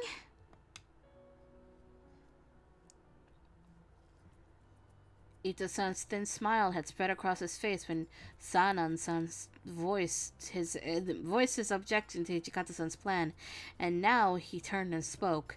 You know what? I kind of wish they kept that in the remakes, that little scene, because it makes me understand more of everybody's positions. You always think of all the possibilities, Sanan-san. I'm impressed, but I fear you may be overthinking this. It could be a problem, yes, but... His tone was deferential. Deferential? Yeah. Deferential. But it didn't quite match his words. Don't you think a slightly greater problem would be that your left arm is utterly useless? Ito. Whatever warmth had remained in the room was abruptly gone. Of course, you needn't to be useless, even if you can no longer serve as a soldier. I'm sure that your wit and foresight will continue to be a great asset to the Shinsengumi and to myself. It was as if Ito-san had taken a knife and driven it straight into Sanan-san's heart. I saw his shoulders sag, almost as if he had been punched in the stomach, and all around the room jaws were set and knuckles turned white. Perhaps I didn't hear you right, Ito. Hijikata-san's voice was cold and sharp, like the sound of a blade sliding across a whetstone. Sanan's smart, like you said. But he's more than that. He's a skilled swordsman of the Shinsengumi. He's not useless, and he's not replaceable. Hijikata-san's last words erupted from his mouth in a snarl, and there was no mistaking their meaning. Fuck you, bastard! But my arm is... He couldn't even seem to bring himself to finish. No matter how much they might need a swordsman of his skill, Sanan-san could no longer wield a blade. They both knew his arm would never heal, and Ichikata-san's desperate defense of his friend had likely only made Sanan-san feel worse. Oh dear, that was terribly rude of me. Truly, there's no better news than hearing that your arm has healed. Ito-san's smile fooled no one, and Sanan-san fell silent. Damn it. He only muttered it under his breath, but I was close enough to hear. Too late, Hijikata-san had realized his mistake. This was the first time I'd seen Hijikata-san so worked up. He might have been harsh, but he almost always projected an air of control. Perhaps Sanan-san's injury worried him enough to allow the mask to slip. Ito-san? Kondo-san was clearly choosing his words carefully, in a very nearly desperate attempt to change the subject. Ito-san, if you would care, perhaps you might come to have a look at our training regimen? Ito-san's eyes narrowed and his mouth curled into a small smile. My, how thoughtful of you. Yes, of course, I would love to have a look. Ah, the training room. Heavy, air heavy with the sweat of men training to better themselves. Truly a delight. The sweat of men? Yes, I suppose you do have a point. The training room has grown rather musty. Ew. Ew, I don't want to think about that. Kondo! Ito-san could be a very peculiar person. I'll say that. Yeah, he is. The two men left the room, chatting together as if nothing was wrong, and all eyes turned toward Sanan-san. Sanan-san, don't listen to that asshole, okay?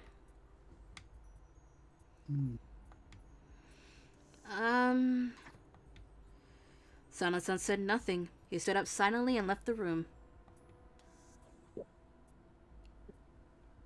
Man, I feel bad for him. Even the men are avoiding him these days. What?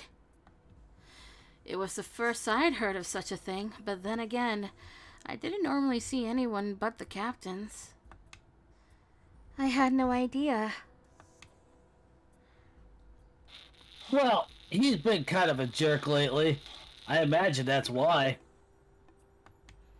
It wasn't hard for me to see why they would feel that way. Sanan-san had gotten even worse in the last several weeks. He wasn't always like that, you know. Back in the day, he was always acting like he was looking out for everybody. Yeah, he was real nice, at least on the surface. Nothing left of that now. Thanks. Well, Thanks, sir. Yeah, I figured I'd wait until I was talking because I just took a drink, so nothing left of that now. Do you really mean that? The way they spoke, it sounded as if any kindness Sanan-san had shown was always a facade. What the hell does Kondo-san see in that Ito guy anyway? Okita-san and Hijikata-san had largely ignored Nagakura-san and Harada-san, but their faces were dark and stormy. It wasn't difficult to guess why. How the hell would I know? Probably just pulled the wool over Kondo-san's eyes with some well-spoken bullshit.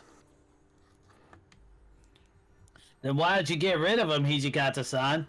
Tell him that the Shinsengumi doesn't need him. Hijikata-san let out a frustrated sigh and pinched the bridge of his nose. No way Kondo-san will go for that. He adores Ito-san.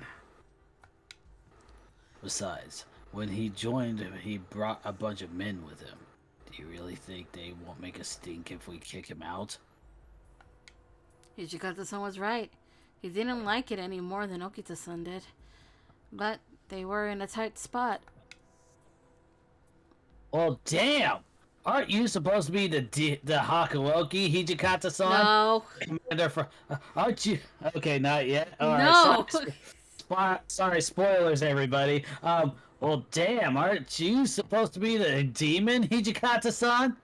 You're the commander from hell. You're supposed to make the impossible happen. Fine, Soji. Then how about we make you the commander? Then you can kick Ito-san and his guys out, right? Hell no, that's way too much trouble. He gave a grin as he laughed, but when he finished, he sighed and his face fell. It looked like everyone was unhappy with Ito-san, but none of them knew quite what to do about him. I do, make it look like an accident. Do you... Oh. Do you dislike Ito-san too, Saito-san? I noticed earlier that he'd kept quiet while the others commiserated?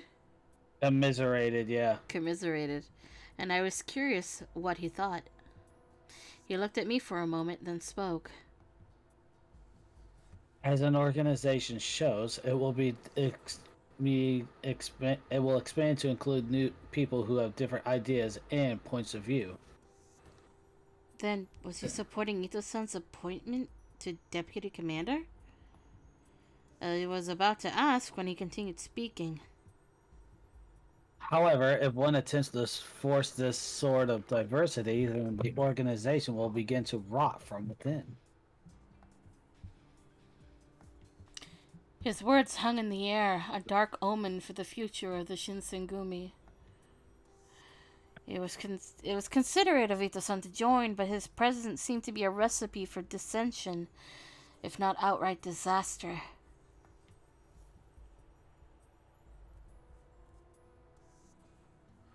The setting sun glowed through the windows with a warm, rich red, and we decided to move outside in the hope that it might raise our spirits. It's cold. Despite the sun, it seemed that spring was still far away. Only a month. I wasn't too fond of Ito-san, but it was Sanan-san and his condition that truly worried me. I really wish his arm would just heal. That arm, or perhaps more accurately the lack of it, had been the source of his change in personality. Still...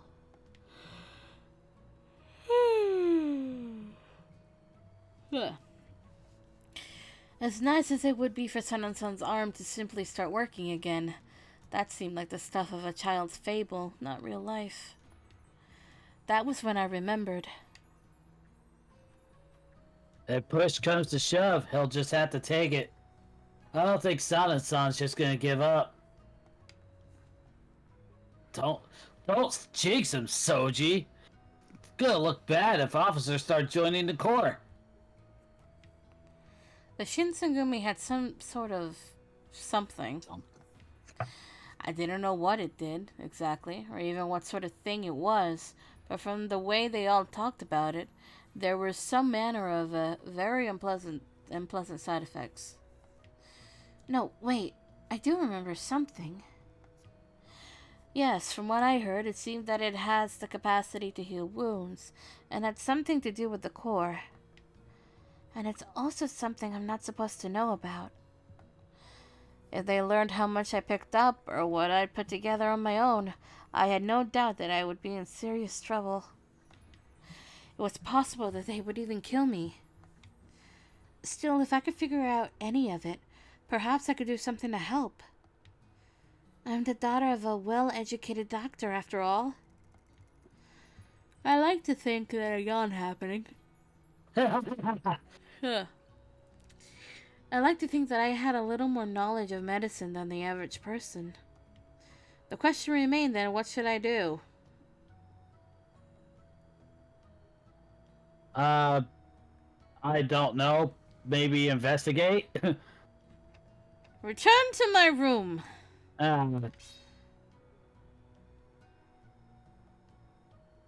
Perhaps it would be best to just return to my room. I didn't want to get in trouble for wandering around, and I didn't want to find myself in anyone's way. I'll just stay here. It was rather dull, certainly, but better a dull evening than the alternative.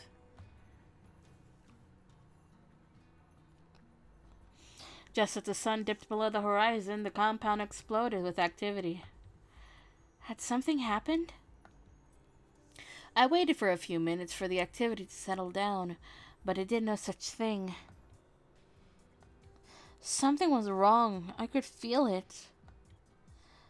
I struggled against it for as long as I could, but eventually my curiosity got the better of me. There must be someone in the common room. I can ask them.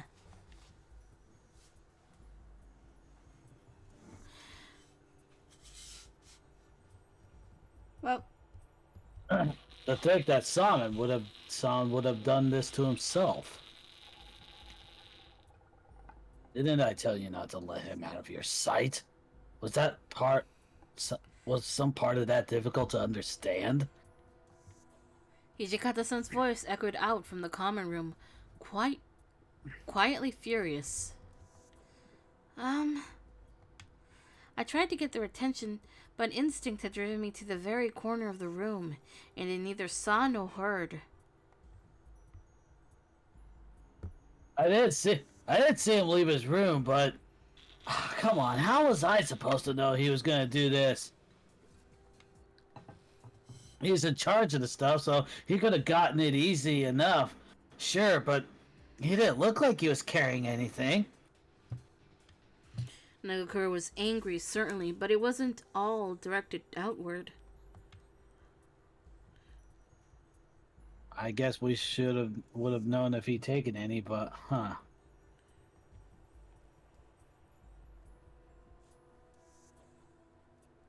I mean, I suppose there is a chance that the treatment would heal his arm, but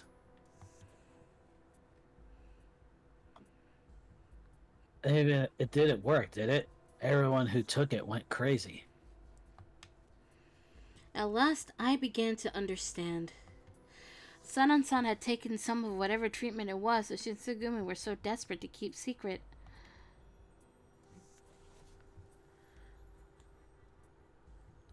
I believe Colonel Sanan-san has been working on improving it. Huh.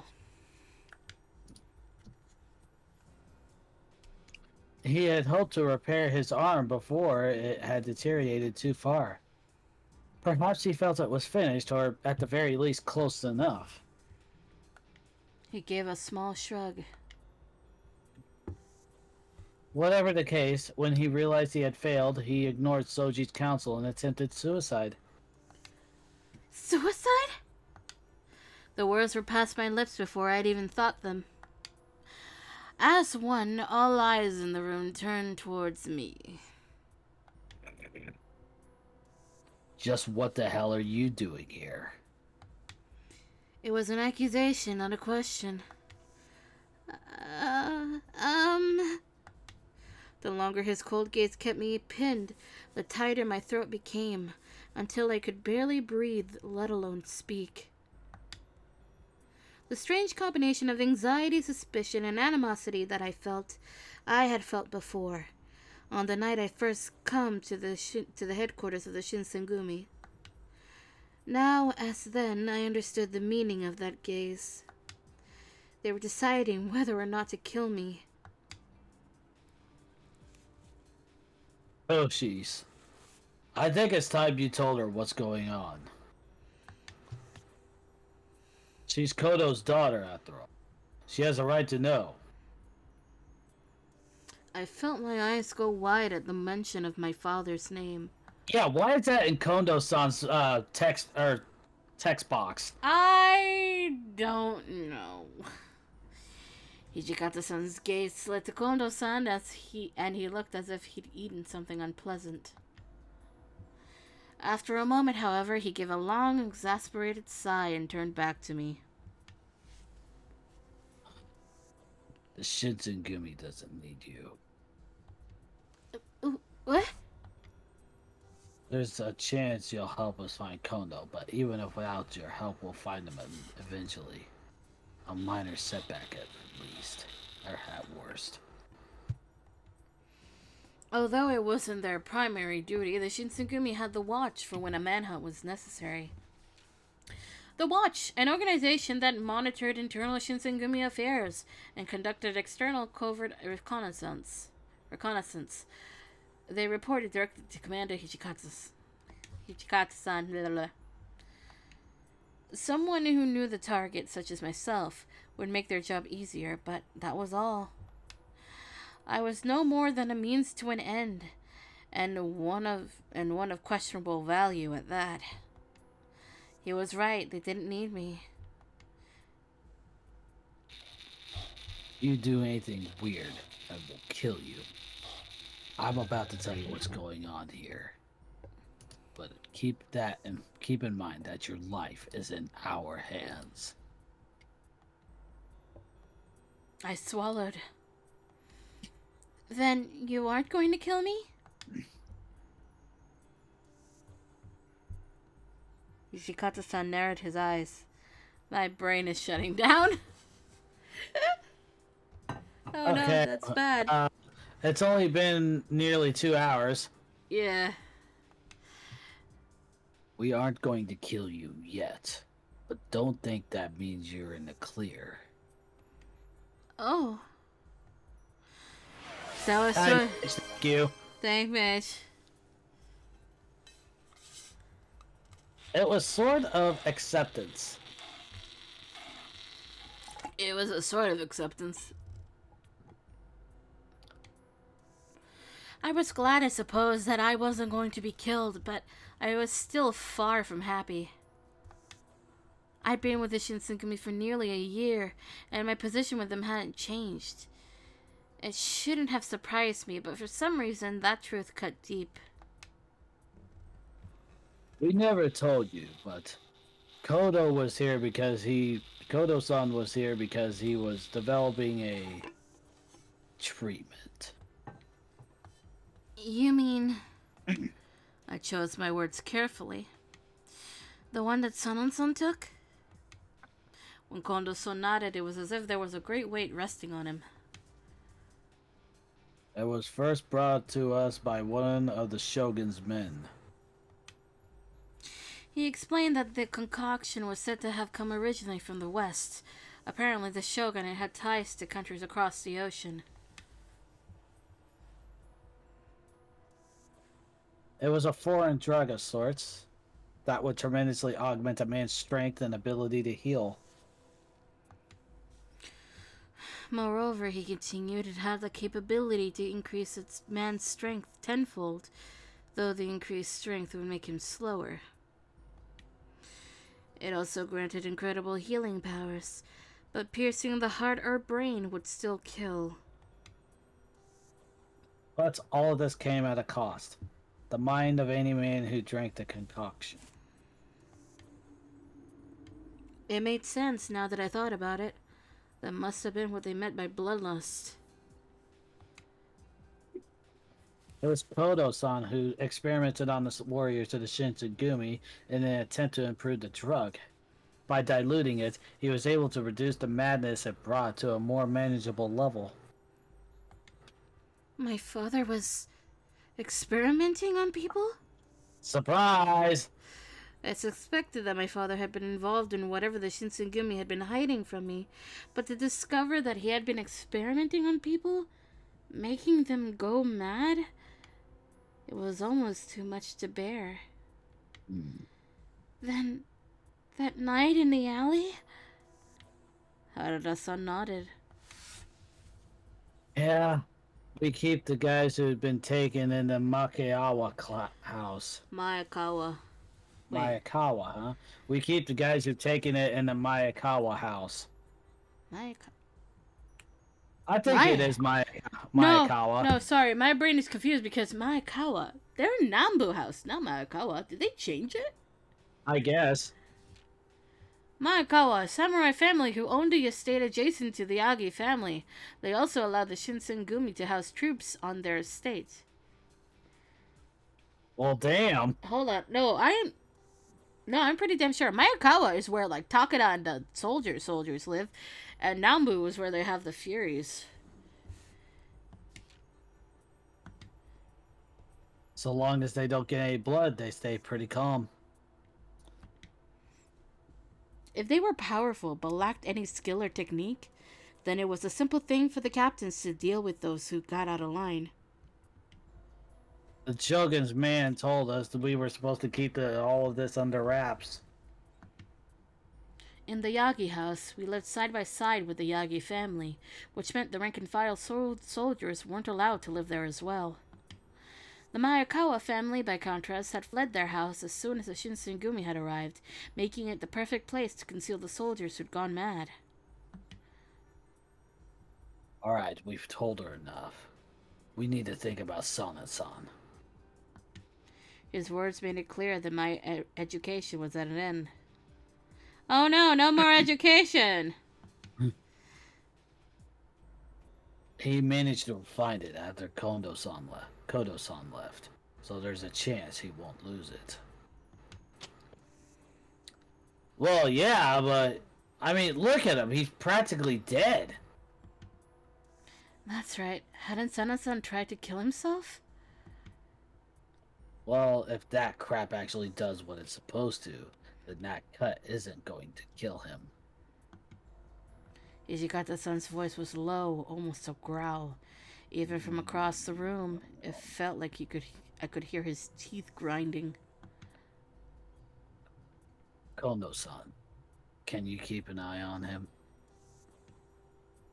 Tonight's gonna tell if he lives or dies.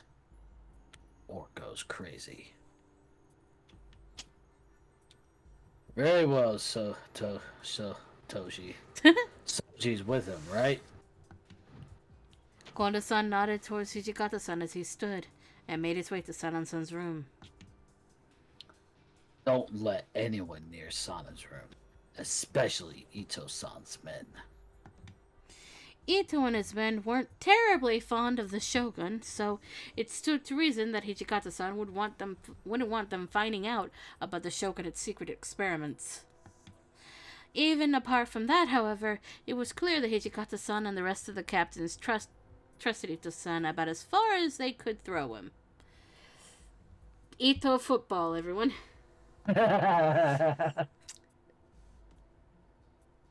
Senpachi. Wait a minute. I gotta look to see. What? Okay, he just refers to him as Senpachi. There's no honorific with Senpachi. Go check the Maekawa house. I think he rarely uses honorifics. If at all. Except whenever it comes to the higher ups. Yeah, that makes sense. Which makes sense with Haruka, because she's technically higher up. Haruka-chan. No, san. Haruka-san. Got it. As he passed, Nagokuro-san's eyes met mine for an instant, and I saw in them the same hostility I'd felt the night I arrived. Saito. I want you in the inner courtyard. If Ito-san and his guys show up, you keep them occupied. Sanosuke, go keep an eye on the rest of the men. That's odd. He only goes with either Sano or Harada. Eh? Yeah. Either Sano or Harada, not Sanosuke. Huh. Then that must be new. Sato-san and Harada nodded. At last, Hijikata-san turned to look at me. And for you. You go with one of the captains. I don't care who. Alright. In other words, he wanted to make sure I was supervised. Reasonable, I suppose, given the situation. But who did I want to go with? But I'll... Stay out of the Maekawa house, Chizuru-chan. Oh no, it's just Chizuru, I guess. Chizuru, they get kind of rowdy at night. Yeah, I think the Baka trio all say Chizuru. Nagakura-san was on his way to the Maekawa house, where the men who'd taken the shogun's concoction were being kept. It didn't really sound like somewhere I wanted to go anyway. That left the inner courtyard with Saito-san or the outside with Harada-san. Hijikata-san hadn't said differently, so I assumed he would remain in the common room. After a moment's thought, I made up my mind. Remain in the common room. Remain in the common room. Shing. Would you like the list of what everybody calls Haruka? Yeah, if we're gonna be doing that at some point. What do you mean? Like, if we're going to be doing lines for whenever that happens. I need the sprites though, or else it'll never happen. This is also true. Hold on. Okay. I'm trying to find it.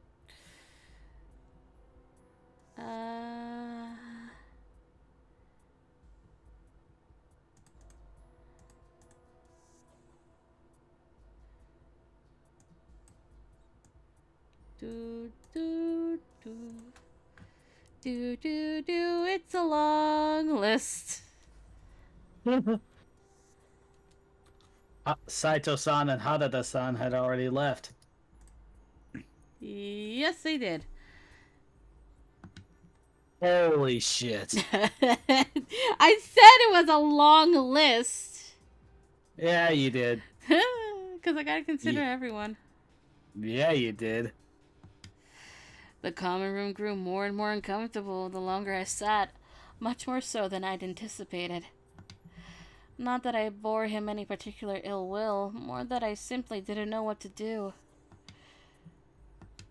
His face was stern as always, but the thin lines across his forehead and about his eyes betrayed a greater unrest. You. In the awkward silence of the room, his voice was like a gunshot. I jumped. You never really knew Sonnet before he got like this. He was a smart man, and he's talented. Well, I did notice he was very, sharp. Hijikata-san gave me a short bark of laughter. He was like a brother to me, even before we were part of the Shinsengumi. Hijikata-san had never spoken to me about himself, or indeed about anything, at length. I didn't know why he'd chosen this moment to change that policy, but I was happy he had. Perhaps I thought he didn't see me as such an outsider after all. The only reason I didn't throw that crap away was because I thought he might be able to use it to heal his arm. We knew it was dangerous, but we thought that maybe we could improve it somehow. We need Son-san. We can't lose him. Oop. Stop that! Ah! Hijikata-san looked tired and drawn, more so than I'd ever seen him before. His face was tight with strain, and he moved with the labored speed of a man who had pushed himself beyond his limits. Always before, as commander, he had been calm and level-headed. Never before had he looked so utterly spent. It'll be okay. I struggled for some words to reassure him, and regretted the ones I'd chosen as soon as I said them. How could I stay quiet, though, when he was in so much pain? I'm sure Sanan-san will be alright. The lines in his face softened, but only slightly. He's got a strong spirit. I just hope it's strong enough.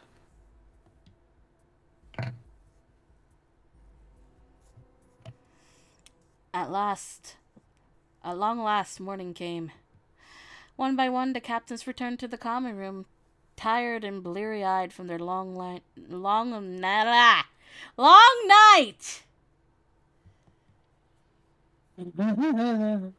It was Inoue-san's entrance that broke the silence. He seems to have made it through the hardest part. The room breathed a silent sigh of relief. He's asleep. He's still asleep. He looks pretty peaceful. So has Sanan gone crazy? Inoue simply shook his head.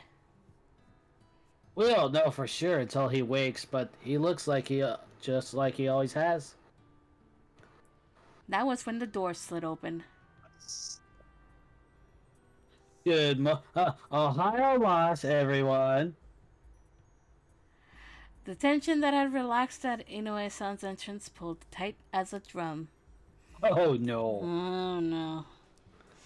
At least I thought they didn't do this when I just walk into a room.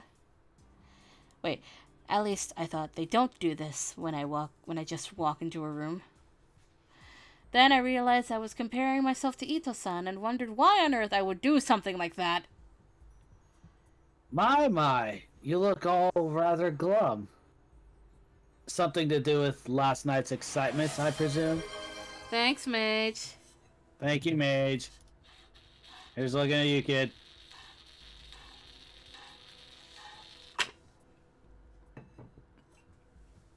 Num num num num num num. Nom nom nom nom nom. Nom. That was Cho'Gath from League of Legends. The fuck? I will bring him up later, but for now, forward. What? I said for now, forward. Alright. His position wasn't just a result of politics then. There would be no simply ignoring the incident, it appeared. No. Desperately, Kondo-san's eyes flew around the room, looking for someone who might give him a story. He's brutally honest. I love it. Sano, make something up. What, me? Well, you see, yesterday, you're a miserable actor. Stay out of this. Okita-san's smile was bitter and thin. Also, Fuck you, Okita. They sat back down.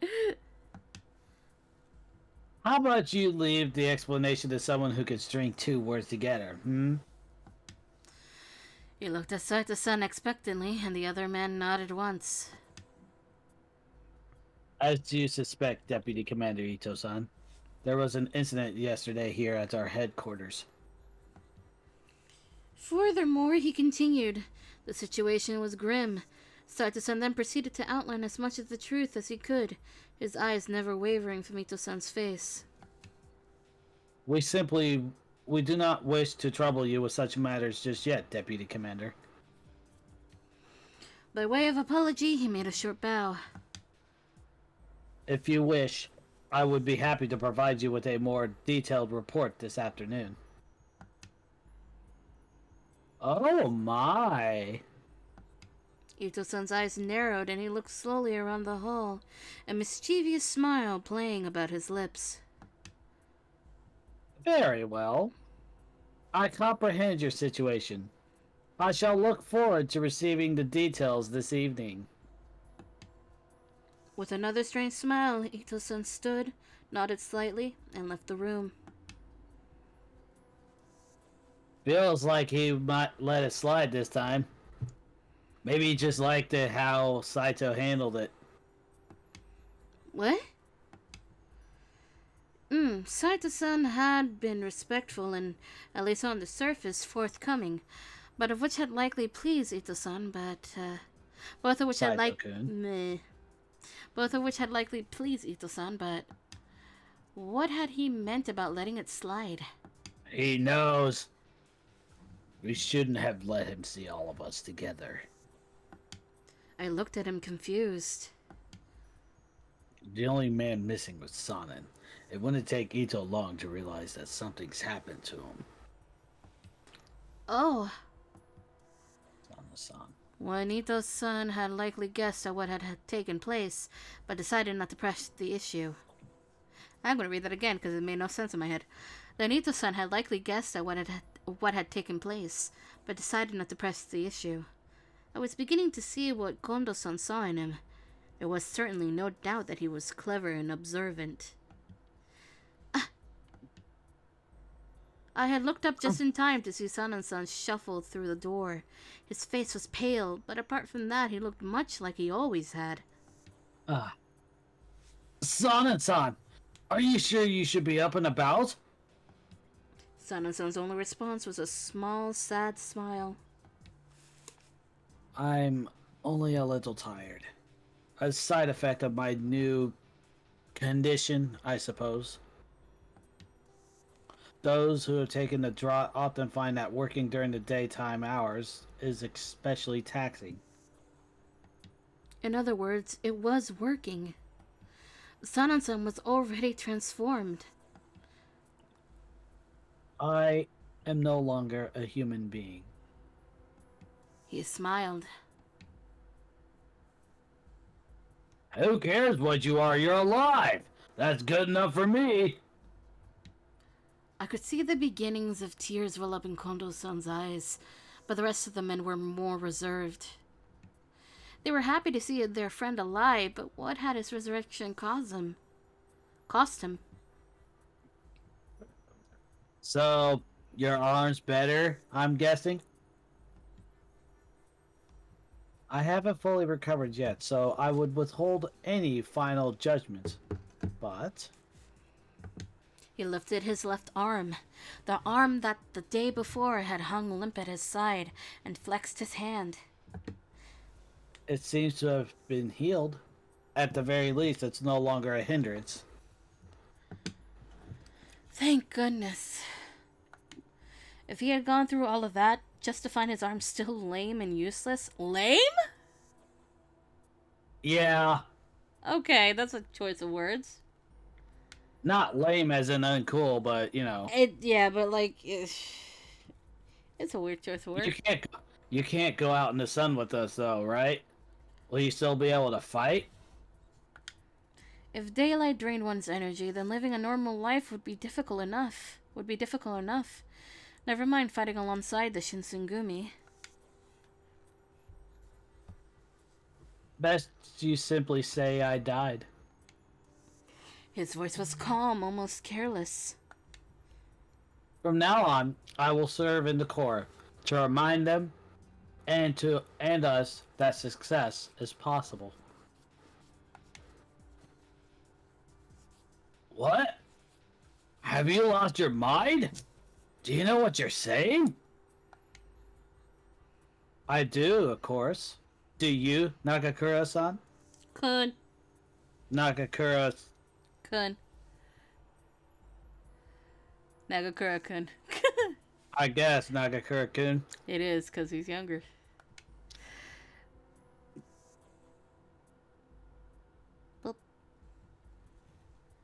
The Shogun had ordered us to keep this thing a secret. Nagakura-san fell silent. If I, die, then the Shogun's secret remains so. Leaving no room for argument, he continued. Besides, if the side effects can be managed or even removed, then what reason do we have not to use it? To a man, they were against his ideas, though none of them said anything.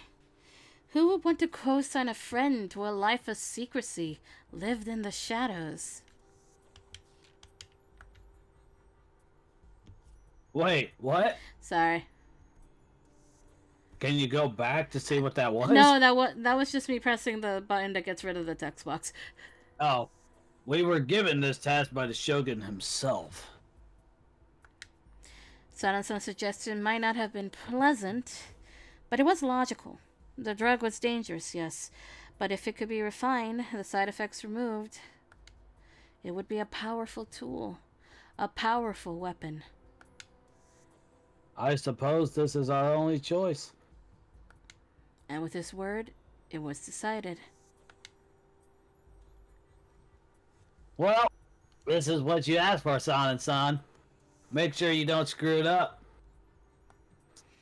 It wasn't exactly a vote of confidence, but Samuelson simply responded with a smile. This means moving to a new location isn't something we can't put off any longer. If we're going to hide Sana from Ito and his men, then we need more space. This place here won't cut it anymore. Sarto-san nodded. If we intend to begin research again, then a move is even more urgent. Sun-Sun's fate decided, they turned to a discussion of where they might make their new headquarters. Whatever my status was, it did not extend to being included in that discussion. Living with the Shinsengumi for the past year had been quite an experience. Lately, I'd felt that perhaps it wasn't so bad and my life had become almost fun. But the truth I couldn't escape was that I was only valuable to them because of my connection to my father. A truth they had made painfully clear to me. These men had lived... Eh? Nova went live. Oh. These men had lived with one another for years. My own time with them amounted to little more than a drop in the bucket. They had no reason to treat me as anything more than a casual prisoner, or at best a serving girl. I'd remind myself of that countless times, but it only served to deepen my sense of loneliness. 1865, June. June! It's been 2 hours and 15 minutes. Yes.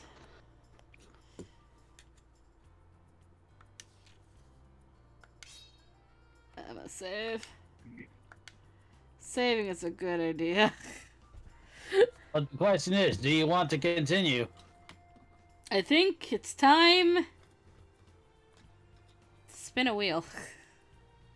What?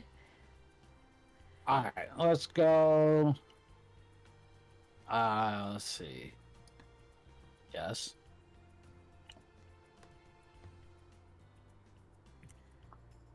I become too dependent on the wheel. But it makes things more fun.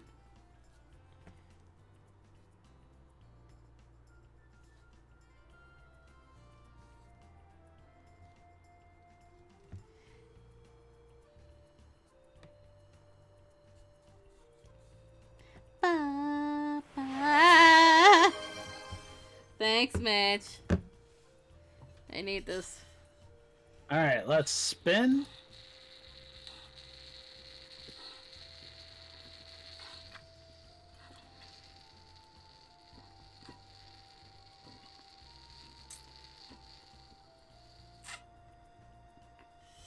Oh good, the water ran out. Ba, ba, ba, ba.